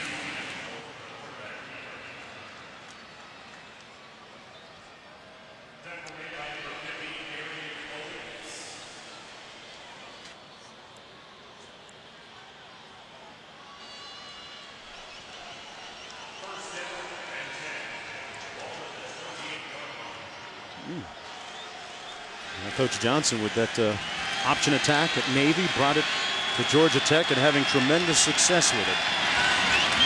They give it to the dive man. Weimerskirch again picks up about 4 on the play, trying to lull you to sleep in that option offense. This is how you get frustrated. You give up a cheap score, and then if Georgia Tech comes back with one of those long 5-minute methodical drives, wears you down, and they get another score, it just starts to wear you out. On the toss, this is J.J. Green, and Green picks up another Yellow Jackets 1st down. J.J. Green is having a heck of a day here today, has 2 touchdowns, 1 rushing, 1 receiving. Miami has gone all in on stopping the dive and stopping Marshall from running. And Johnson has said, thank you very much. We will run our guys to the edge and take advantage of it. Yeah, and Mark Richt told me, first of all, Rod, I asked him, I said, is that on the linebackers, the perimeter run game, or the safeties? He goes, no, that's on everybody. And that's kind of what Manny Diaz was emphasizing to us. You stop the dive. If you can make the quarterback pitch or get the ball on the outside, we want to use our speed. And we want to run it down and make all 11 men get there. And that's what we think we do well, the speed. Yeah, but we haven't seen that today. Your speed doesn't do you any good when your inside guys get cut off by blocks. They can't get to the quarterback. They can't get to the pitch because Georgia Tech is doing a good job of getting their guards and getting their tackles in and getting in the way of those linebackers who have to run from inside to outside. And that's the strength of this offensive line, in particular the center and the left guard. And you'll notice, Marshall, when he's behind center, you'll see that center in a 4-point stance, how high up in the air his butt is, and gigantic splits between the center and the guards create a lot of space. Yeah, great shot of them right there. Good point, Q. Toss again, and this time the Canes able to run it down outside. Cottrell chopped down on the corner by number 28, Michael Jackson. Jackson got the start on the corner in place of D. Delaney, one of those injured DBs for Miami. Well, Delaney is one of those guys that has years of experience playing the option, coming over from the Citadel, and he's out. And then you have Redwine out. You have guys who know how to play this, and you've seen some big runs today because of poor angles by guys in the secondary. 2nd and 13. Marshall back to pass, taking a shot, has a man wide open, complete at the 18-yard line. Knowles got beaten by Ricky June. When they get you, they get you big. When Marshall is throwing, he's not throwing for a first down. He wants the home run. And there is nothing silly about this when you got a job, right? It's the option. It's lulling you to sleep. You know June is going to run deep. You got to get back. You just got to get back. That's Knowles, who was looking into the backfield and allowed June to get behind him. 1st and 10 from the 17. They give it to Weimerskirch. You know, Marshall had talked all week about the fact that he's very close to really breaking out, said that he's left some big plays on the field on some throws that he's just barely missed on. He didn't leave that one. No, he got all of that one. I mean, he put everything behind that one and put it right for June. And, you know, you don't think of Georgia Tech receivers as being all that because they don't catch a lot of passes. But, man, have they turned out some guys who can catch it and play in the NFL. He might be the next. 2nd and 7. Marshall on the toss. Good tackling that time on Lynch. As the Hurricanes defense converged on him. They were led by Anthony Moten, a 5-yard gain. Calvin Johnson. Yeah, Demaryius Thomas. Yeah. So if you're a wide receiver, why would you go to Georgia Tech, though? You just wait for those big ones? Well, you know, when you see that kind of legacy, you do go. That's why, you know, a guy like June goes, you know what, I can follow in the footsteps of a Calvin Johnson, Demaryius Thomas. I mean, it worked out pretty well for them. Might work out pretty well for me. Sure did. 3rd down and 2 coming up from the 9-yard line. Hurricane player shaken up. That was Michael Jackson, quarterback who made the stop a moment ago. 3rd and 2 on what is looking like one of those time-consuming drives by Georgia Tech. And keep in mind that Johnson's not a fan of the field goal kicking situation he has. This could be 2-down territory for him if they don't pick it up.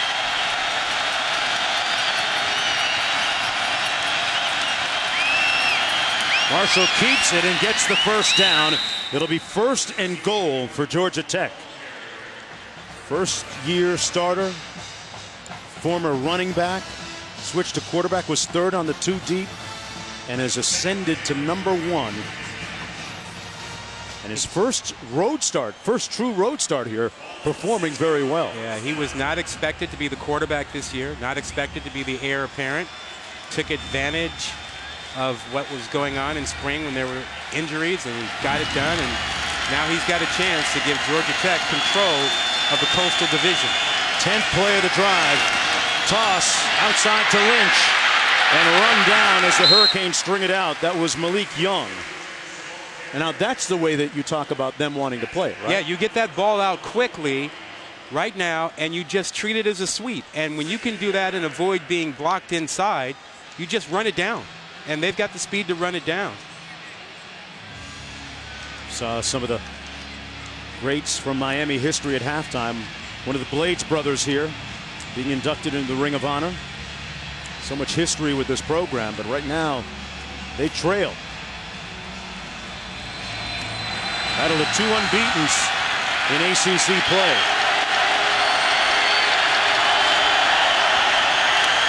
Marshall looking to pass and sacked. Back at the 17-yard line. Zach McLeod there. And that is a huge play for Miami. Yeah, McLeod came from the backside. Marshall never saw him. Marshall had a chance to let it fly and get it out of the way, but when he turned around, whoops, there was McLeod. And Rod, you talked about the fact that with respect to place kicking, they've got some issues. So now it's not goal to go from so close anymore. They're all the way back at the 14.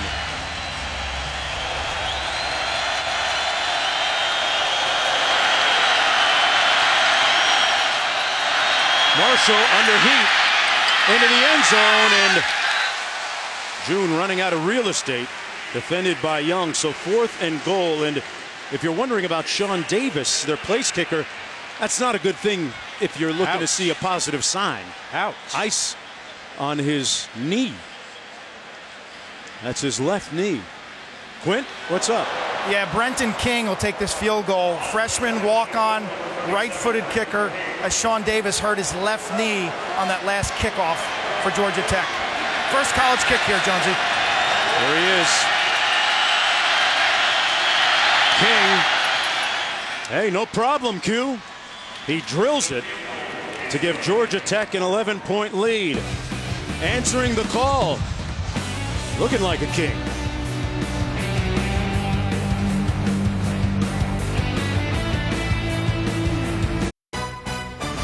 College football on ABC, presented by Walmart, is brought to you by the all-new Type R, the most powerful Civic ever. From Honda and Axe. Find your magic. Look at some of the guys that gave rise to what we now call swag. The University of Miami football program pretty much invented swag. And you saw Michael Irvin, Ray Lewis, Warren Sapp, with some of the very luminous class inducted into the Ring of Honor at the University of Miami. Class of 2017. This year's version of the Canes down, though, by 11, 24-13. Thomas on the return, looking for an alley and brought down at the 25. We go back to Cassidy in the studio.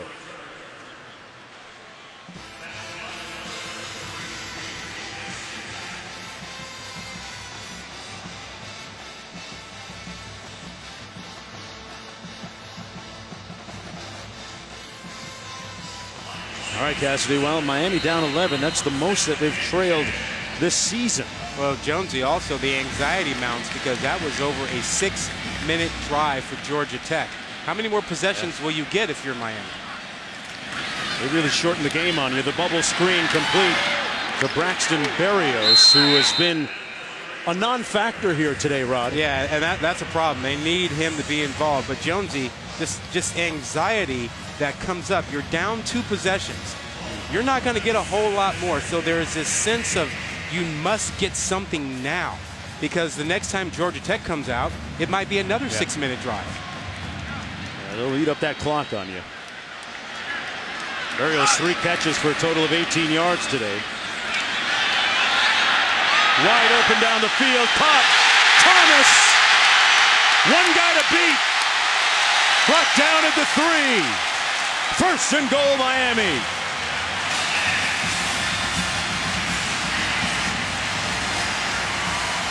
He may be the fastest guy on the offense, making up for the loss of Richards. This is a big play and a big throw. Rozier gives him a chance, lays it out there for him, lets him run it down. And that frustration, that sense of the need to do something now, they felt it. Rozier answering. Homer with nowhere to go, stopped up at the line of scrimmage. It'll be second and goal. But that big play to Jeff Thomas, who had an outstanding week in practice, was a career-long pass catch. Well, the beautiful thing about that, it was a well-designed play. They rode Rozier, and he just put it out there and let Thomas run it down. See if they go to one of those tall receivers here, Rod, in the shadows of the end zone. Rozier lobs it up. Back shoulder fade incomplete for Thomas. And we're looking at third and goal. He was working against Lawrence. That's been a problem. Yeah, I don't get that. I mean, they've thrown that route in the end zone maybe 4 or 5 times today, and each time to their small receivers, and it hasn't worked. So at some point, don't you change? Well, looking at third and goal. I mean, I'd like to see Langham out there with his 6'4", 5', 6, 7-inch frame that Q told us about. Got Harley, Berrios, and Jeff Thomas in as receivers here. Rozier tried to squeeze it in, and it was caught off the deflection by Tyler Gauthier, the offensive lineman, preventing an interception perhaps. Yeah. And fourth goal, in comes the field goal unit. Yeah, just run it, Rozier. I mean, nothing's there. He's better off taking off. And trying to force this one in there almost proved disastrous. If I'm Mark Richt, I'm telling him, I like our chances better with you and your feet than that throw. Yeah, he tried to squeeze it in a tight window to Berrios, who had the defender all over him. Badgley in to attempt this field goal. He's 2 of 2 today. This one from 21 yards out. Snap down. The kick is good, and feels like a little bit of a win, a big win for Georgia Tech defensively after that huge gain. Back to Miami Gardens after this.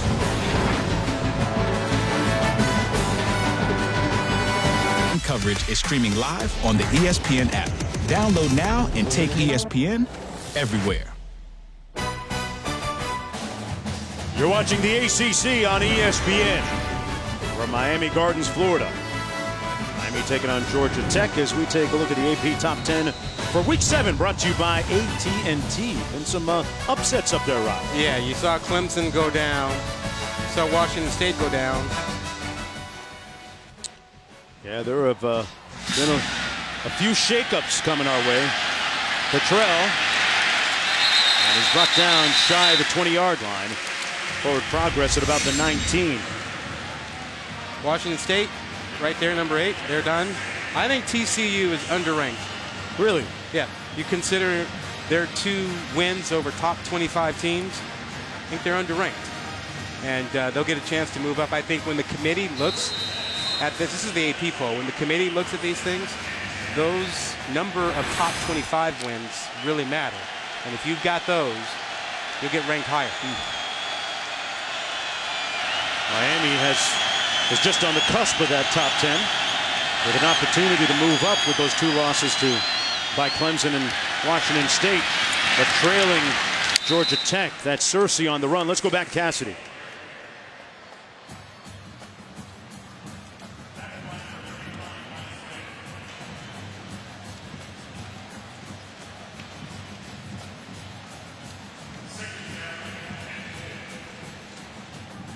Hey, Rod, how big for Miami's defense to get a 3 and out here? Huge. You know, you're still down 2 possessions. You know that Georgia Tech can control the clock. You got to get a ball back and get another possession quickly. Marshall on the pitch. Good wrap-up tackle, but Green kept moving forward, and he's marked a little bit short of the first down, Q. Yeah, Georgia Tech now operating without Cravante Benson, their B-back or fullback. He's their second leading rusher on the year. Right leg injury. He is done for the day. Well, Q, keep in mind that Marshall has not been a real effective runner today for Georgia Tech, so your 2 top rushers really haven't gotten it done for you, but they've been able to use other guys and get to the edge. Yeah, true. The key for me, though, for the Yellow Jackets, no fumbles. Remember, they came into the season with 14 fumbles, 8 fumbles lost. That's been an issue for Marshall, especially when he pitches to his left. You know, as a new quarterback in the option offense, his pitch to his right is really smooth. His left-handed, his off-handed pitch doesn't look so sharp. So, you know, we haven't seen the turnover chain, and I think that's one of the reasons why Georgia Tech has the lead. Q, huge 3rd down here. By my count, I think no more than 2 or 3 more possessions for Miami. Yeah, no, they'll sneak this over the right guard. You're talking about 380 pounds, Shamir Devine. Yeah, they go number 71. You'll watch him line up. Almost 400 pounds. You can't miss him, folks. Yeah, if they don't run behind him, we'll all be stunned. Marshall under center. And he picks up enough for the first down. And they move the chains with under 2.5 minutes to go. Jones, you got 400 pounds coming at you. You're going to stand there, or you're going to get out of the way? I'm moving. I'm done. You're moving? I'm falling down and making it look good on film for the coaches. Yeah, you're getting crushed if you're in front of that.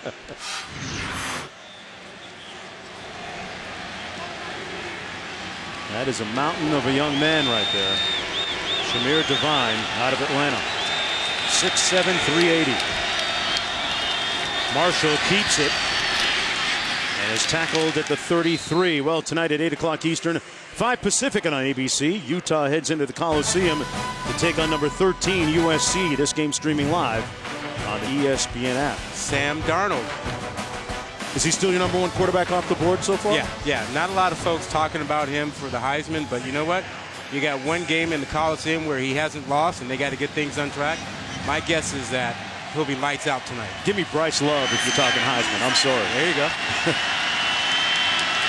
On 2nd and 7, They give it to the dive man, Weimerskirch, and nowhere to go. First man through picks up a yard on the play. Third down coming up, but the question begs, can the Canes get off the field defensively? At what point do they start getting a little gassed, Rod? You think they've gotten there yet? I think they feel it. They need to get off the field. You can see the heavy breathing right now. They do need to get this third down and get off the field and save possessions for the offense. Well, they're used to practicing in the heat down here in South Florida. Temperatures reaching almost over 100 degrees with the humidity. Marshall going to take a shot, tipped and incomplete. The Canes almost with their first turnover. Jaquan Johnson had an opportunity but couldn't get there. But fourth down coming up. Well, he had Cersei, but Cersei fell down. And if Cersei doesn't fall down, that is a catch and a first down Georgia Tech football. But he just lost his footing on the soft turf, and now Miami gets the ball back. Looks like they will get the ball back. Braxton Berrios standing at his own 20-yard line. Presley Harvey averaging about 45 yards per punt on the season, his third of the day. An end-over-end punt at the 23. Berrios cut down immediately at the 24-yard line. A 42-yard punt, 2 on the return. With 33 seconds to go, Berrios blowing a tire. Rozier trying to get the job done. When do we come back? The ball first and 10. They trail Georgia Tech by 8 points. Well, tonight on ESPN after the Washington-Arizona State game. Stick around for Sports Center at night. Stan Verrett, Linda Cohn with all the highlights and reactions from Dodgers, Cubs, Game 2 between the Yankees, Astros, Texas, Oklahoma, all the college football highlights and analysis also streaming live on the ESPN app. First and 10 from Malik Rozier. Complete over the middle to Langham. He of the game-winning touchdown last week. Working against Step Durham. First and 10, Miami on the 13-yard gain. Do I dare repeat it? We've been asking to see him all day. Big target, Rod. 6'5". Big target, yep. And when he's on the field, he just makes plays.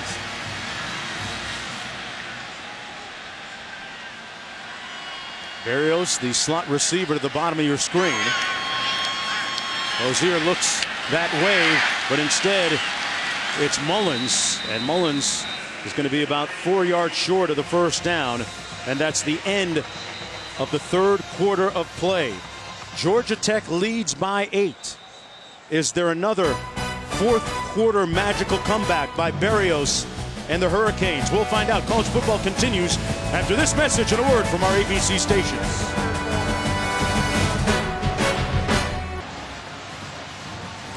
Ominous skies here in South Florida. It's about that time of the day, this time of the year. Starting to rain, but we're just kind of used to it down here. Mark Jones alongside Rod Gilmore. Quinn Kesnick down on the field. A lot at stake. Both teams undefeated in Coastal Division play. The winner of this one has a leg up, Rod. Yeah, control of the division. And then also remember Miami with the shot to get into the top 10 with the win, considering what's happened this weekend already. Miami with their 9th possession of the ball game. Rozier picks up the first down and into Georgia Tech territory. Cassidy, back to you.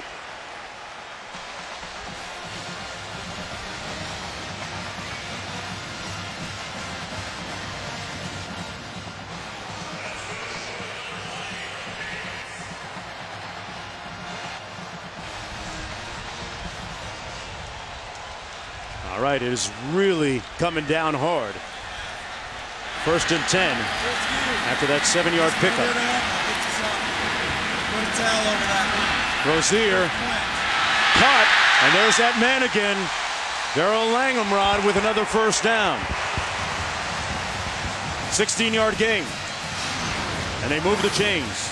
Yeah, just a drag route. He comes up with another great catch on a highly thrown ball in the rain. You can throw the ball in the rain, Jonesy. It got there. Homer on the carry inside the 30 down to the 26-yard line. Antonio Simmons making the tackle, Clint. Absolutely pouring, as it has here in South Florida all week long at times. This one isolated cloud, and you're looking at a Georgia Tech defense playing without their 2 leading tacklers. Brant Mitchell, middle linebacker, has not played in the second half. Lower body. Lawrence Austin, the nickel, number 20, taken to the locker room. Looked like cramps. Missing some guys. A gaping hole. Homer. Home run Canes.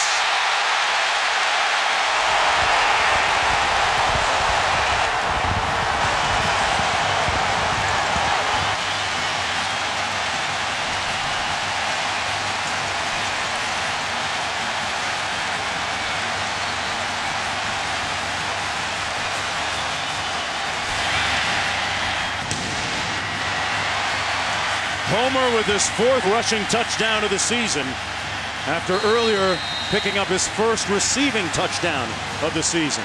Well, Q mentioned Mitchell and Austin being out, and they ran and blocked right where those guys would have been. And now, yeah, 4th quarter, you can go for 2. This is a good decision here. Down 2. Taking your shot now. In the driving rain, Rozier over the middle. Incomplete, intended for the tight end. Herndon deflected by A.J. Gray.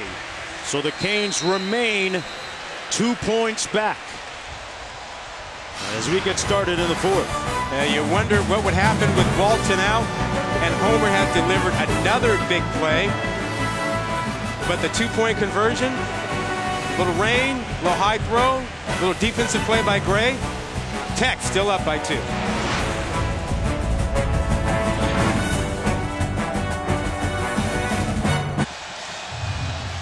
Georgia Tech leads Miami 24-22 in the 4th quarter as we continue our coverage of the Dr. Pepper Championship Drive game of the week. And what a finish we're set up for here in Miami Gardens, Florida. Mark Jones, Rod Gilmore, Quint Kesnick down to the field, and the block is hot. Petrell on the return for Georgia Tech. Still on his feet. And makes his way out to the 40. One more look at that touchdown. What was the key there, Rob? Well, I want you to see the huge hole that gets created. Watch what happens to the inside defenders here. Not the best tacklers left after all the injuries Q told you about. But look at how the linemen get out. And they open up this huge, huge hole for Homer. He catches it and just has to make a guy miss, cuts to the edge. But that blocking at the point of attack and getting those inside backers out of there created a huge play. First down.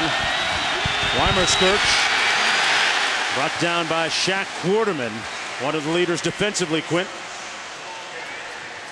This rain is a game changer for this option offense. They have got to keep the ball dry when it's down on the field. Marshall has got to be really careful in his mesh and his pitch.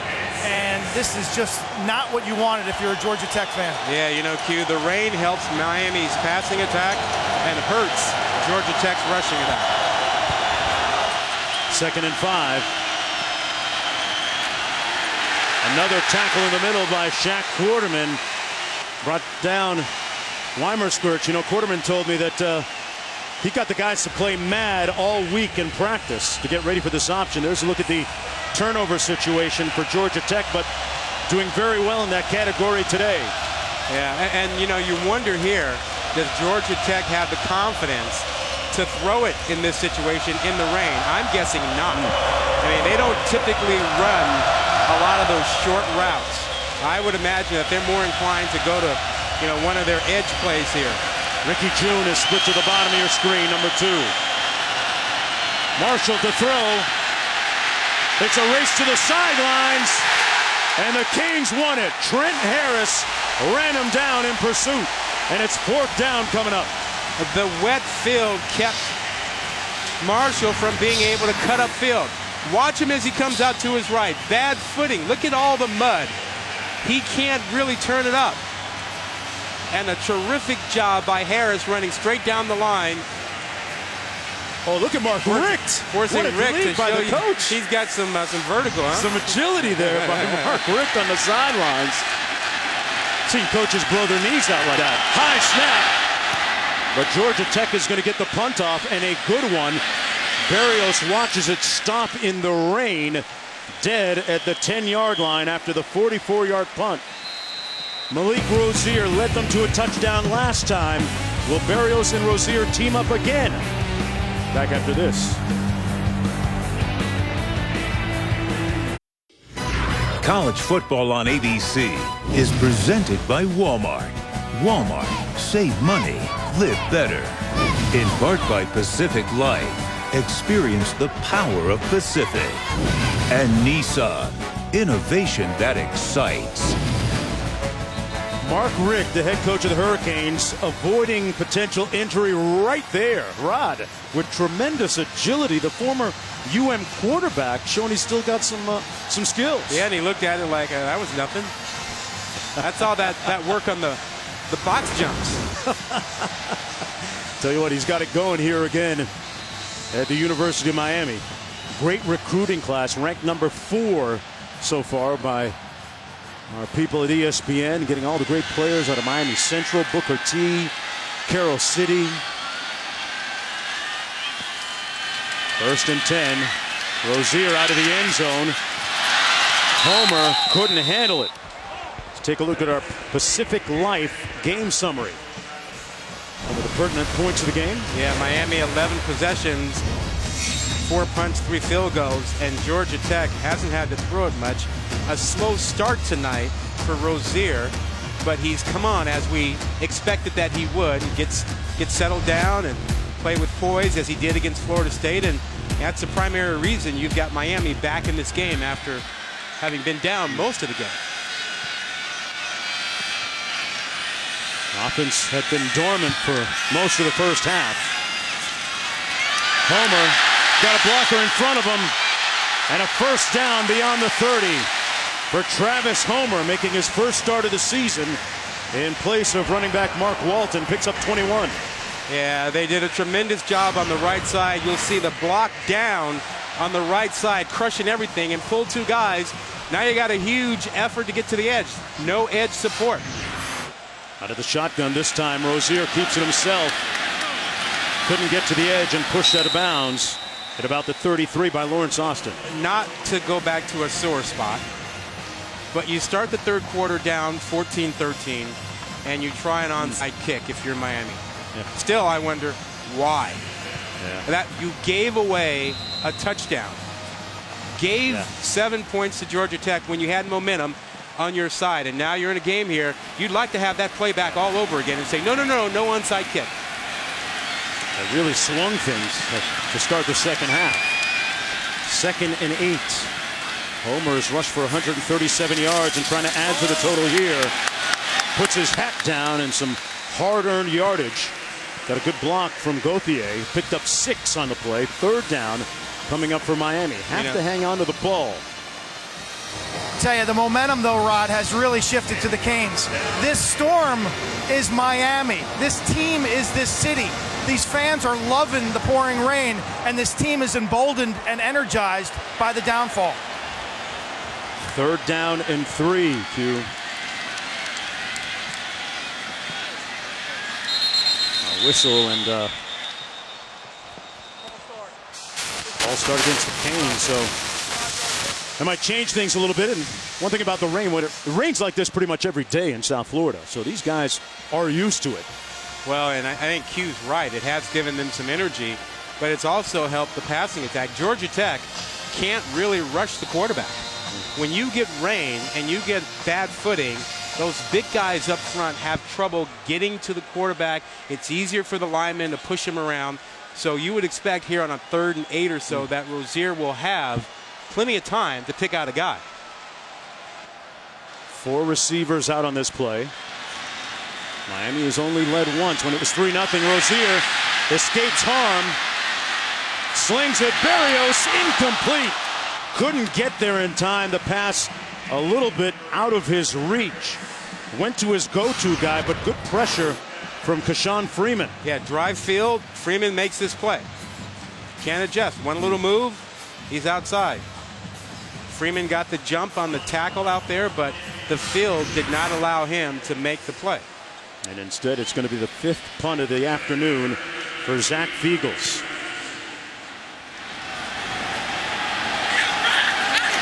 And it'll He'll go out of bounds at the 27-yard line. When it rains like this in South Florida, I'll tell you for a fact, it's good for your water bill.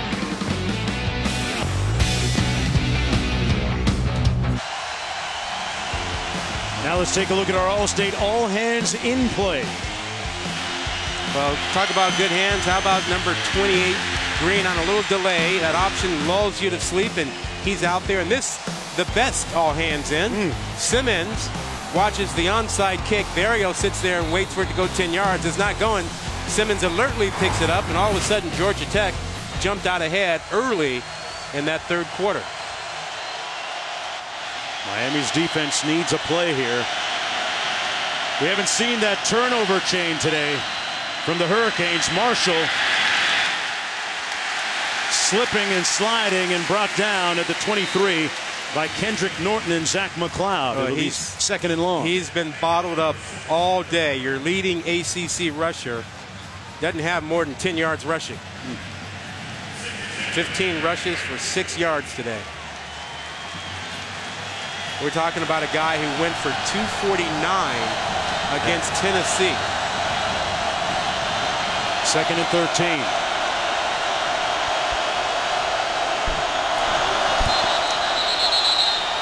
Got a whistle, and might have been a little movement up front on that offensive line, number 67.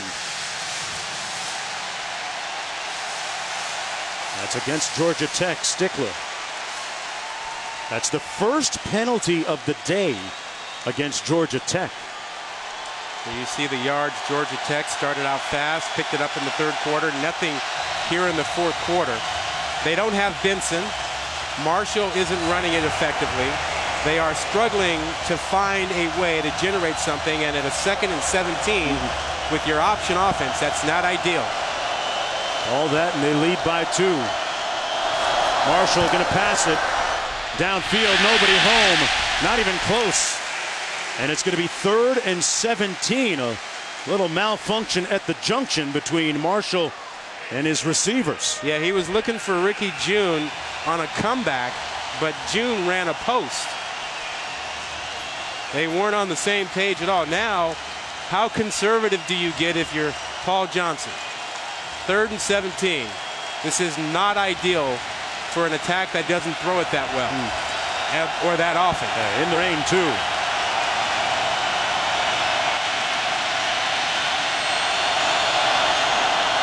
Marshall almost sacked, escapes, and wisely throws it away. So the Hurricane defense rises up.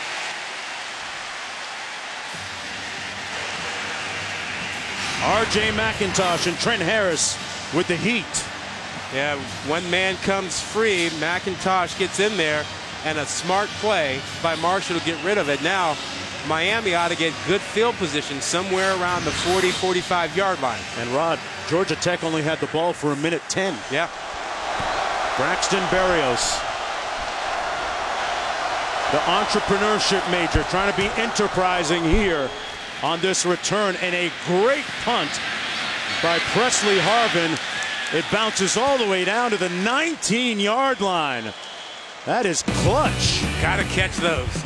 A 62-yard punt, and a long way to go for Berrios in Miami.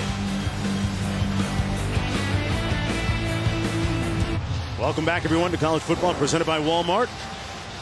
Georgia Tech leading by 2, part of Dos Equis Tailgate Week. All-State is proud to be part of the team that comes together to do good by contributing to participating universities' general scholarship funds for each field goal and extra point kicked. All-State has contributed millions in scholarship funds. 1st and 10 Miami from their own 19-yard line. Malik Rozier, the first-year starter at helm at quarterback. Hey, Jonesy, they get a player back. Austin. Lawrence Austin back on the field. Need him, good tackler and a good guy to match up with Berrios. Has had a good day, but remember he left for a while. They've kind of kept Berrios in check today. Berrios, the reigning ACC receiver of the week, had a couple of touchdowns last week. Only 3 receptions here today, and I can kind of see him at the next level. Rod, drafted by the New England Patriots, that slot receiver, that Danny Amendola type, Wes Welker. Yep, very much like that. Very much so. Good routes, good hands, toughness, clutch guy. We have a problem with one of the officials' microphones. 8:06 to go. They got the Rick Ross and Luke Campbell music blaring here at Hard Rock Stadium. That means the crowd is ready to roar. And don't forget, coming up tonight at 8 o'clock Eastern Time, Utah taking on USC in Pac-12 action. USC getting a little bit healthier. Ronald Jones, their star running back, rounding back into form, should help them tonight. And that at Pac-12 South, wide open. People keep expecting USC to take control over, but wait and see. Yeah. Don't know. Hey, Washington in Arizona State tonight. They got to be careful with all the upsets.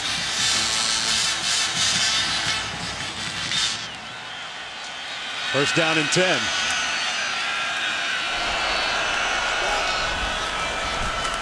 Homer, a yawning hole, and Homer with a first down out to the 33.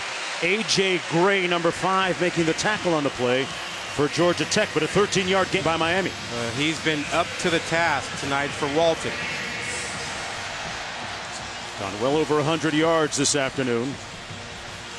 And into the evening, 155 yards on 16 rushes for Travis Homer.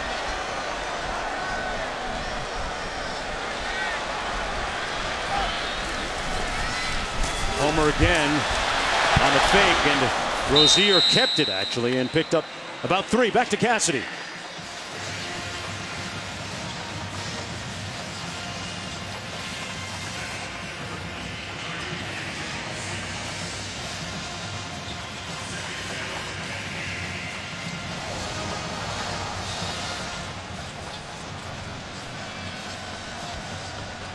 Man, Cassidy bringing it with all kinds of crazy stuff happening. What about Texas? that? Wow. 2nd and 7. And this time, Homer stopped up with nowhere to go. St. Amour. Every time we have one of these weekends, we don't think there's a ranked versus ranked great matchup. Yeah. We get this chaos. Clemson goes down. Washington State goes down. Oklahoma's in trouble. Miami's in trouble. I mean, can we stand this? Yeah, can we handle this? Yeah, we're still a ways out from the first college football playoff rankings. I love it when you tell everyone on the crew to pump our brakes. 3rd and 8. Kane's got to sustain the drive. Rozier's going to be sacked. Back at the 32-yard line with 6:12 to go. St. Amour again. And boy, the punt team has to come in. Yeah, and great. The clock a factor. Great defense, coverage, sack, nowhere to go with the ball. Pocket is there momentarily before you get that pressure from Alexander off the edge. You saw it. Nice little pocket for him, but eventually Alexander got there. That defense, that was a tremendous stand for Georgia Tech. Eagles with the punt. Not a great punt. And it comes at absolutely the worst time for the Hurricanes. This is going to be marked near midfield at the 45-yard line for Georgia Tech. Just a 23-yard punt with 5:44 to go. And it's going to be 1st and 10 for the Yellow Jackets. Well, Jonesy, their offense in the second half has been non-existent. Marshall hasn't been able to run it. Benson has been out, 3rd leading rusher in the ACC. So your 2 primary rushers have not done much. 88 yards in the second half. Where does the offense come from? Trying to close this out. Marshall keeps it himself, falling forward for about 3 yards. McIntosh making the stop on the play. Miami with 3 timeouts remaining. Georgia Tech can't afford negative plays. They can't fall behind the chains. They need 2nd and 6. They need 3rd and 2. At 2nd and 10, we saw on the last drive, or 2nd and 17 was a problem. This is a really big 2nd down for this offense.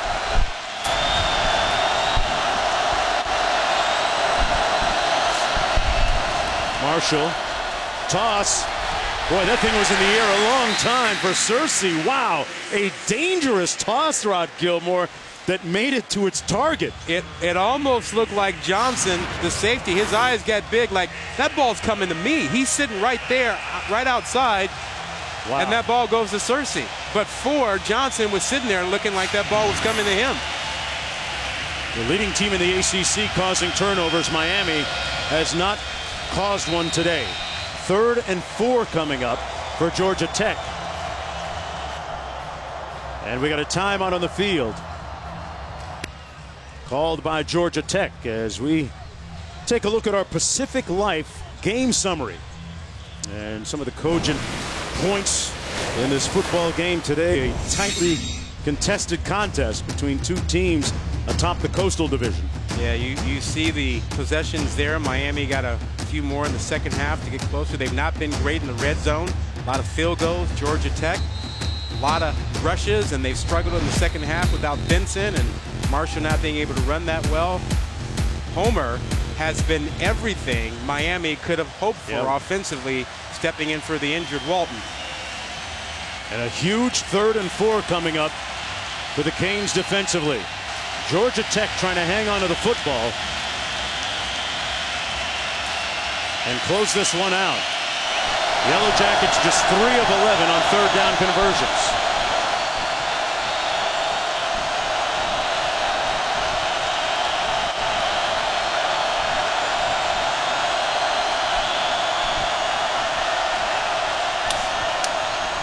Marshall into the boundary, lunges and gets the first down. A clutch play by Marshall, who went airborne over Michael Jackson. He was the real thriller on that play. Are you kidding me? This presence of mind, recognizing situation and where the ball is, making sure that he gets into the first down zone with bad footing out there, Q. Yeah, and I think Coach Johnson had that one in his back pocket for a clutch situation, because I'm not sure we've seen that play so far. A little misdirection counter by the QB. The good coaches always save something for the fourth quarter on offense and defense. 1st and 10. Marshall sacked back at the 47-yard line by R.J. McIntosh, but under 4 minutes now remaining in the ball game. The clock working against the Canes right here. Well, Manny Diaz being aggressive on 1st down, trying to make sure he creates 2nd and long for Georgia Tech. Excellent call there. Now he has his offense where he wants them to be. Do you think in terms of, well, they don't want to throw it. You know that there's still option, but they don't want to pitch it that much because of the weather. You're thinking safe things, quarterback keeping the ball, running it to the edge with a minimum of pitches. Manny Diaz, Miami native, back home as their defensive coordinator, looking for his unit to get a big play here. Marshall going to tuck it under and come up short at the 41-yard line. 3rd down and about 7 to go. Well, earlier today, the national championship trophy presented by Dr. Pepper here at Hard Rock Stadium. Fans getting a chance to get some pics with it. We are a long way from deciding who's going to get that bad boy, but we know this. It's wide open, and Miami with a shot, if they can come back here tonight, a shot to get into the top 10. Well, they got 5 of those trophies here, looking for number 6. On 3rd and 8, Marshall over the middle, incomplete. At the 29-yard line, Jackson broke it up, took it out of the arms, and he hit Brad Stewart. Well, Stewart had this, but Jackson would not quit. It's all right to get beat, but you keep competing. Watch him hang in here. He hangs in and he gets the ball out. That is a 1st down catch. It should have been by Stewart, but Jackson stayed in there, kept fighting, and got the ball out. That is a tremendous, tremendous job. And number 27 right there, Harvin, the punter, has done a great job today, averaging 48 yards a punt. He has come up big for Georgia Tech various times, and now again, Rod, pinning them inside the 10-yard line at the 8. 92 yards to go. Berrios, Rozier, the Hurricanes looking for one last gasp effort here. And remember, they missed a 2-point conversion attempt earlier, Rod. Yeah, 2 critical plays stand out for me in this ball game. After Homer's touchdown, an opportunity here, but Gray knocks away the two-point conversion, which keeps Georgia Tech ahead by 2. And remember, as great as Miami has played in the second half, particularly on defense, the other big play, the onside kick that became a touchdown for Georgia Tech. Yeah, as easy a touchdown as they'll get all year. It was a gift. If you take away the gift, Miami's ahead in this ball game. Now they might just have to get into Michael Badgley's field goal range. He has a long of 50. Remember, though, in the last 2 drives last week, Malik Rozier did what he had to do. He got the ball into the end zone. Can he do it again? That pass low and incomplete at the 22, intended for Langham. It'll be 2nd down and 10 with 2:24 to go. Clutch time, clutch receivers. Langham has shown he can make big plays. Berrios has been rather quiet today, but he is still your most reliable receiver out there.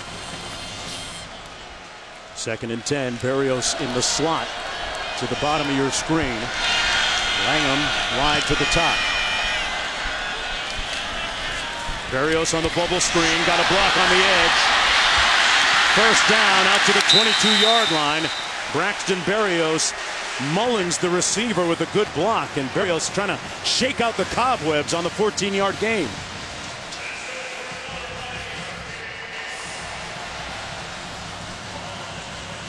Clock running with 2:12 to go.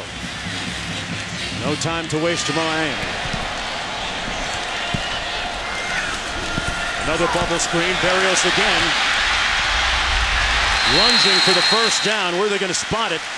Out of bounds, about a yard shy. Lance Austin with a nice tackle on the edge. Nothing fancy. Just get the ball to a clutch guy.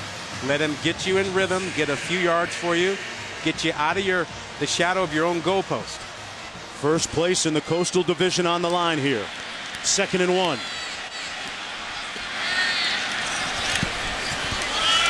Homer picks up the 1st down at the 34-yard line. Miami with 3 timeouts remaining. And plenty of time. And also, Jonesy, you only need 3. You don't necessarily need the touchdown. They got to get to about the 33-yard line. Berrios, tough footing on the outside, cuts it up to the 37.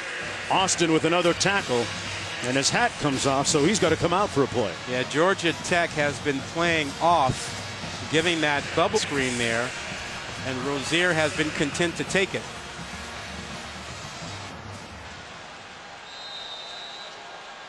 Second and 6. Another screen to the tight end, Herndon. And Herndon makes it out towards the 44-yard line. Remember, Badgley has a career long of 57 yards for Miami. This year he's kicked one from 50 already. He's got a big leg, not the best conditions out there. 1:33 to go. Does Miami have another miracle finish in them? Herndon again. Giving him some yards after the catch. Out to the 44-yard line, Quint, and a 1st down. Yeah, and the Canes are working the sideline to perfection. Stop the clock. The added bonus, you get a drive football from the ball boys on the sideline. Yeah, Q, and they're trying to force Georgia Tech to tackle late in the ball game, tired and beat up. Herndon again. Keeps those legs moving. Down to the 35, and they're right now in field goal range for Michael Badgley. That's a 250-pound tight end that you have to tackle. He dragged some people. This has been a beautiful drive called by Mark Richt, who's back to calling plays. He said he wanted to get more involved, not just be the CEO. He's having fun, and it's a lot more fun when you win football games. 4-0 coming to this one today. Miami with 3 timeouts remaining. Mark Richt is 7-2 against his counterpart, Paul Johnson, lifetime. Rozier is connected on his last 5 passes, much like last week when he was hot against Florida State. Rozier going to take a shot, and it is caught into the end zone. Touchdown, Miami! the streak. Florida State's 7-game win streak over the Hurricanes is over. Miami stays undefeated. It's been a big emotional week for those two guys, heroes in Miami lore. A lot of distractions, a lot of pats on the back. And Georgia Tech focused, and could they get it done, or were they ripe for the upset? 2nd and 1 coming up at the 34-yard line. In field goal range of Michael Badgley.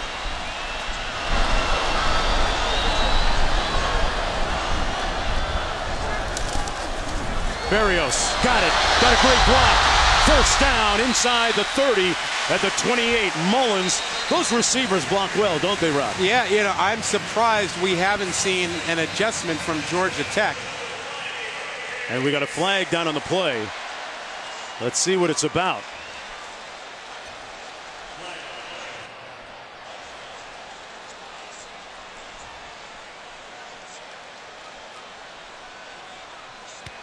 Illegal block below the waist. Offense. 15 penalty. Repeat 2nd down. So in the irony of all the cut blocks we talk about, Miami gets called for one. Yeah. Huh? I think they Below got the Mullins. knees. Yeah, I think they got one of the receivers, Mullins, out there. But going back to Georgia Tech, I'm surprised that they haven't moved Austin up closer to Barrios. Why is that? Well, he's 7-8 yards off, and they've had 4 bubble screens right in front of him, you know, to get a block and get yardage. At some point, you move your nickel back up, and you take away that throw by alignment. And they haven't done that.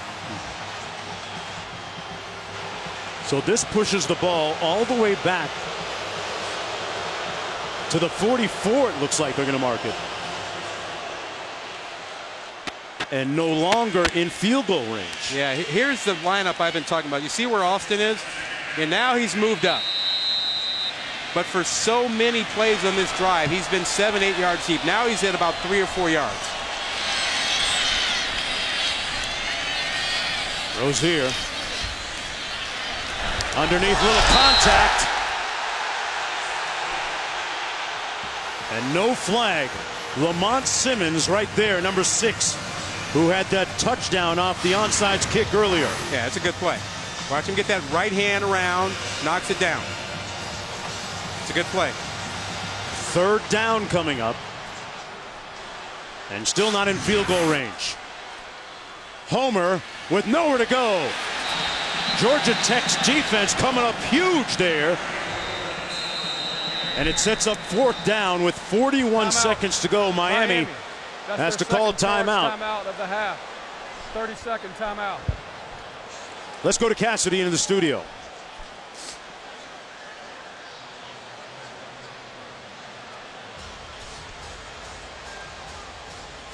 Not in range.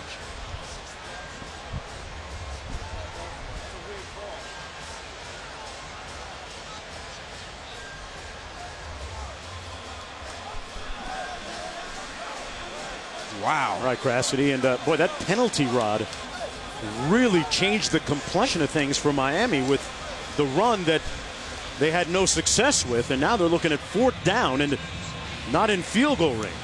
Well, you talk this one over and you have to figure out, is there any way? You ask your kicker, can you make this? And if not, you have no choice. You have to go for this on 4th down to give yourself a chance. And right now, you look at where that ball is spotted. 43 would be a 60-yard field goal. A 60-yard field goal on a wet field, you know, little wind, doesn't seem to make a whole lot of sense. So you come up with your best 4th down play right now. Yeah, his career long is 57 yards, and it was against Georgia Tech in 2015.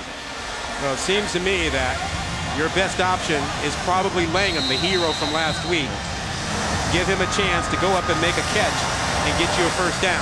Berrios, the inside receiver, to the bottom of your screen. I think your play is up there.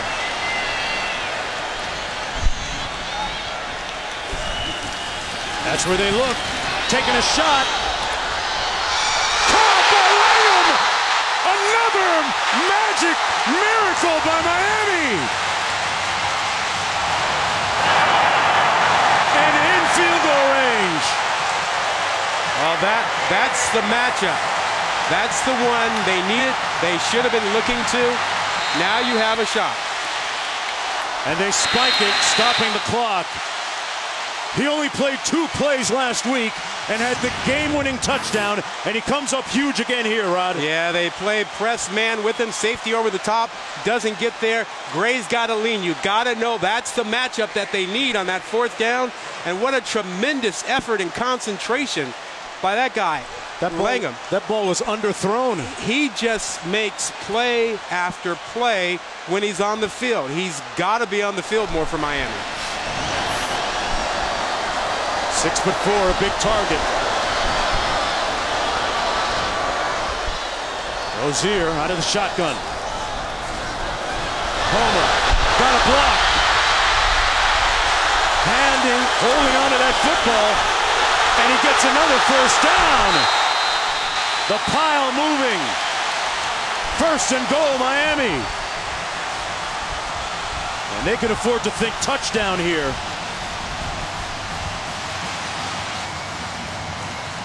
First place in the division on the line. First place, likely a top 10 ranking if they can get this done. Injured Georgia Tech player. Brentavious Glanton, number 97, the injured Georgia Tech player. And with all the Miami greats and legends watching, like Michael Irvin, Ray Lewis, Gino Torretta, there's a little feeling of history here at Hard Rock Stadium. A huge comeback by this year's edition of the Hurricanes, just 21 seconds away potentially from the 4-yard line. It's 1st and goal, and the big play once again to Darrell Langham, a guy that has labored, has languished for 2 years, hasn't really been that prominent, but once again on the receiving end of a huge play from quarterback Malik Rozier. What a 2 weeks he's had. Game-winning touchdown catch last week, and then a huge 4th down catch here to keep Miami's drives and their hopes alive. 5 catches for 100 yards.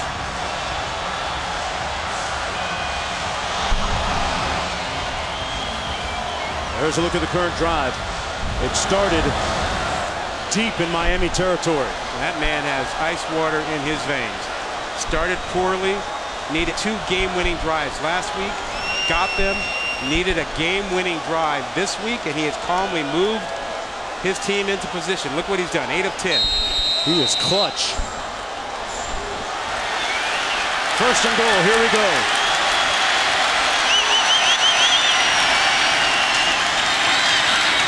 And he puts it in the middle of the field. Looks like they're playing for the field goal here.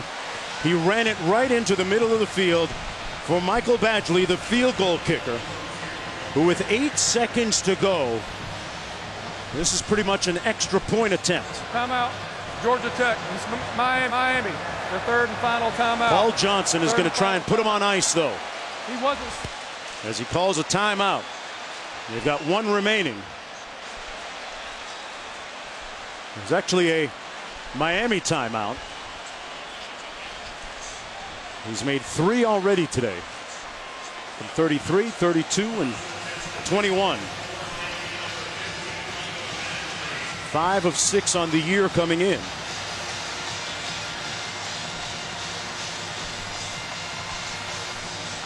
Quint? Mark, they've got a drive football, which is ideal. The only thing you worry about here as a field goal kicker is that plant foot, because this turf has taken a ton of water tonight. Yeah, it's been nasty down there, especially in the second half. From 24 yards out for the win. The Hurricanes take the lead.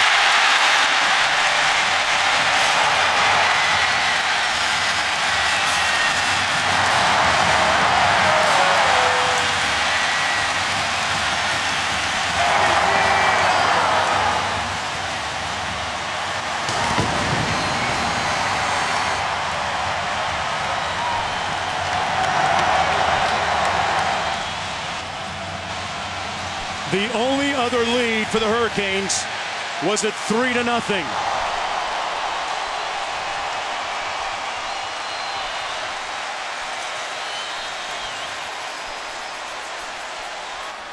Georgia Tech stunned on the other side of the field. Good snap. Perfect kick.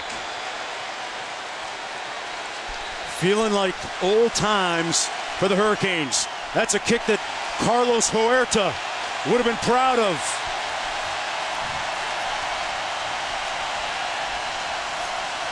It's not the old Orange Bowl, but it just feels just a little bit like it. 16 plays, 85 yards. Malik Rozier, Captain Cool, Captain Clutch, using up 2:26 on the clock. I don't think Miami fans can handle him doing this every week. Clutch. Last minute game-winning performances. Huge performance. And they kick it off deep with 4 seconds to go. Patro. They're going to triangle lateral their way into the end zone. An alley there for Ricky June.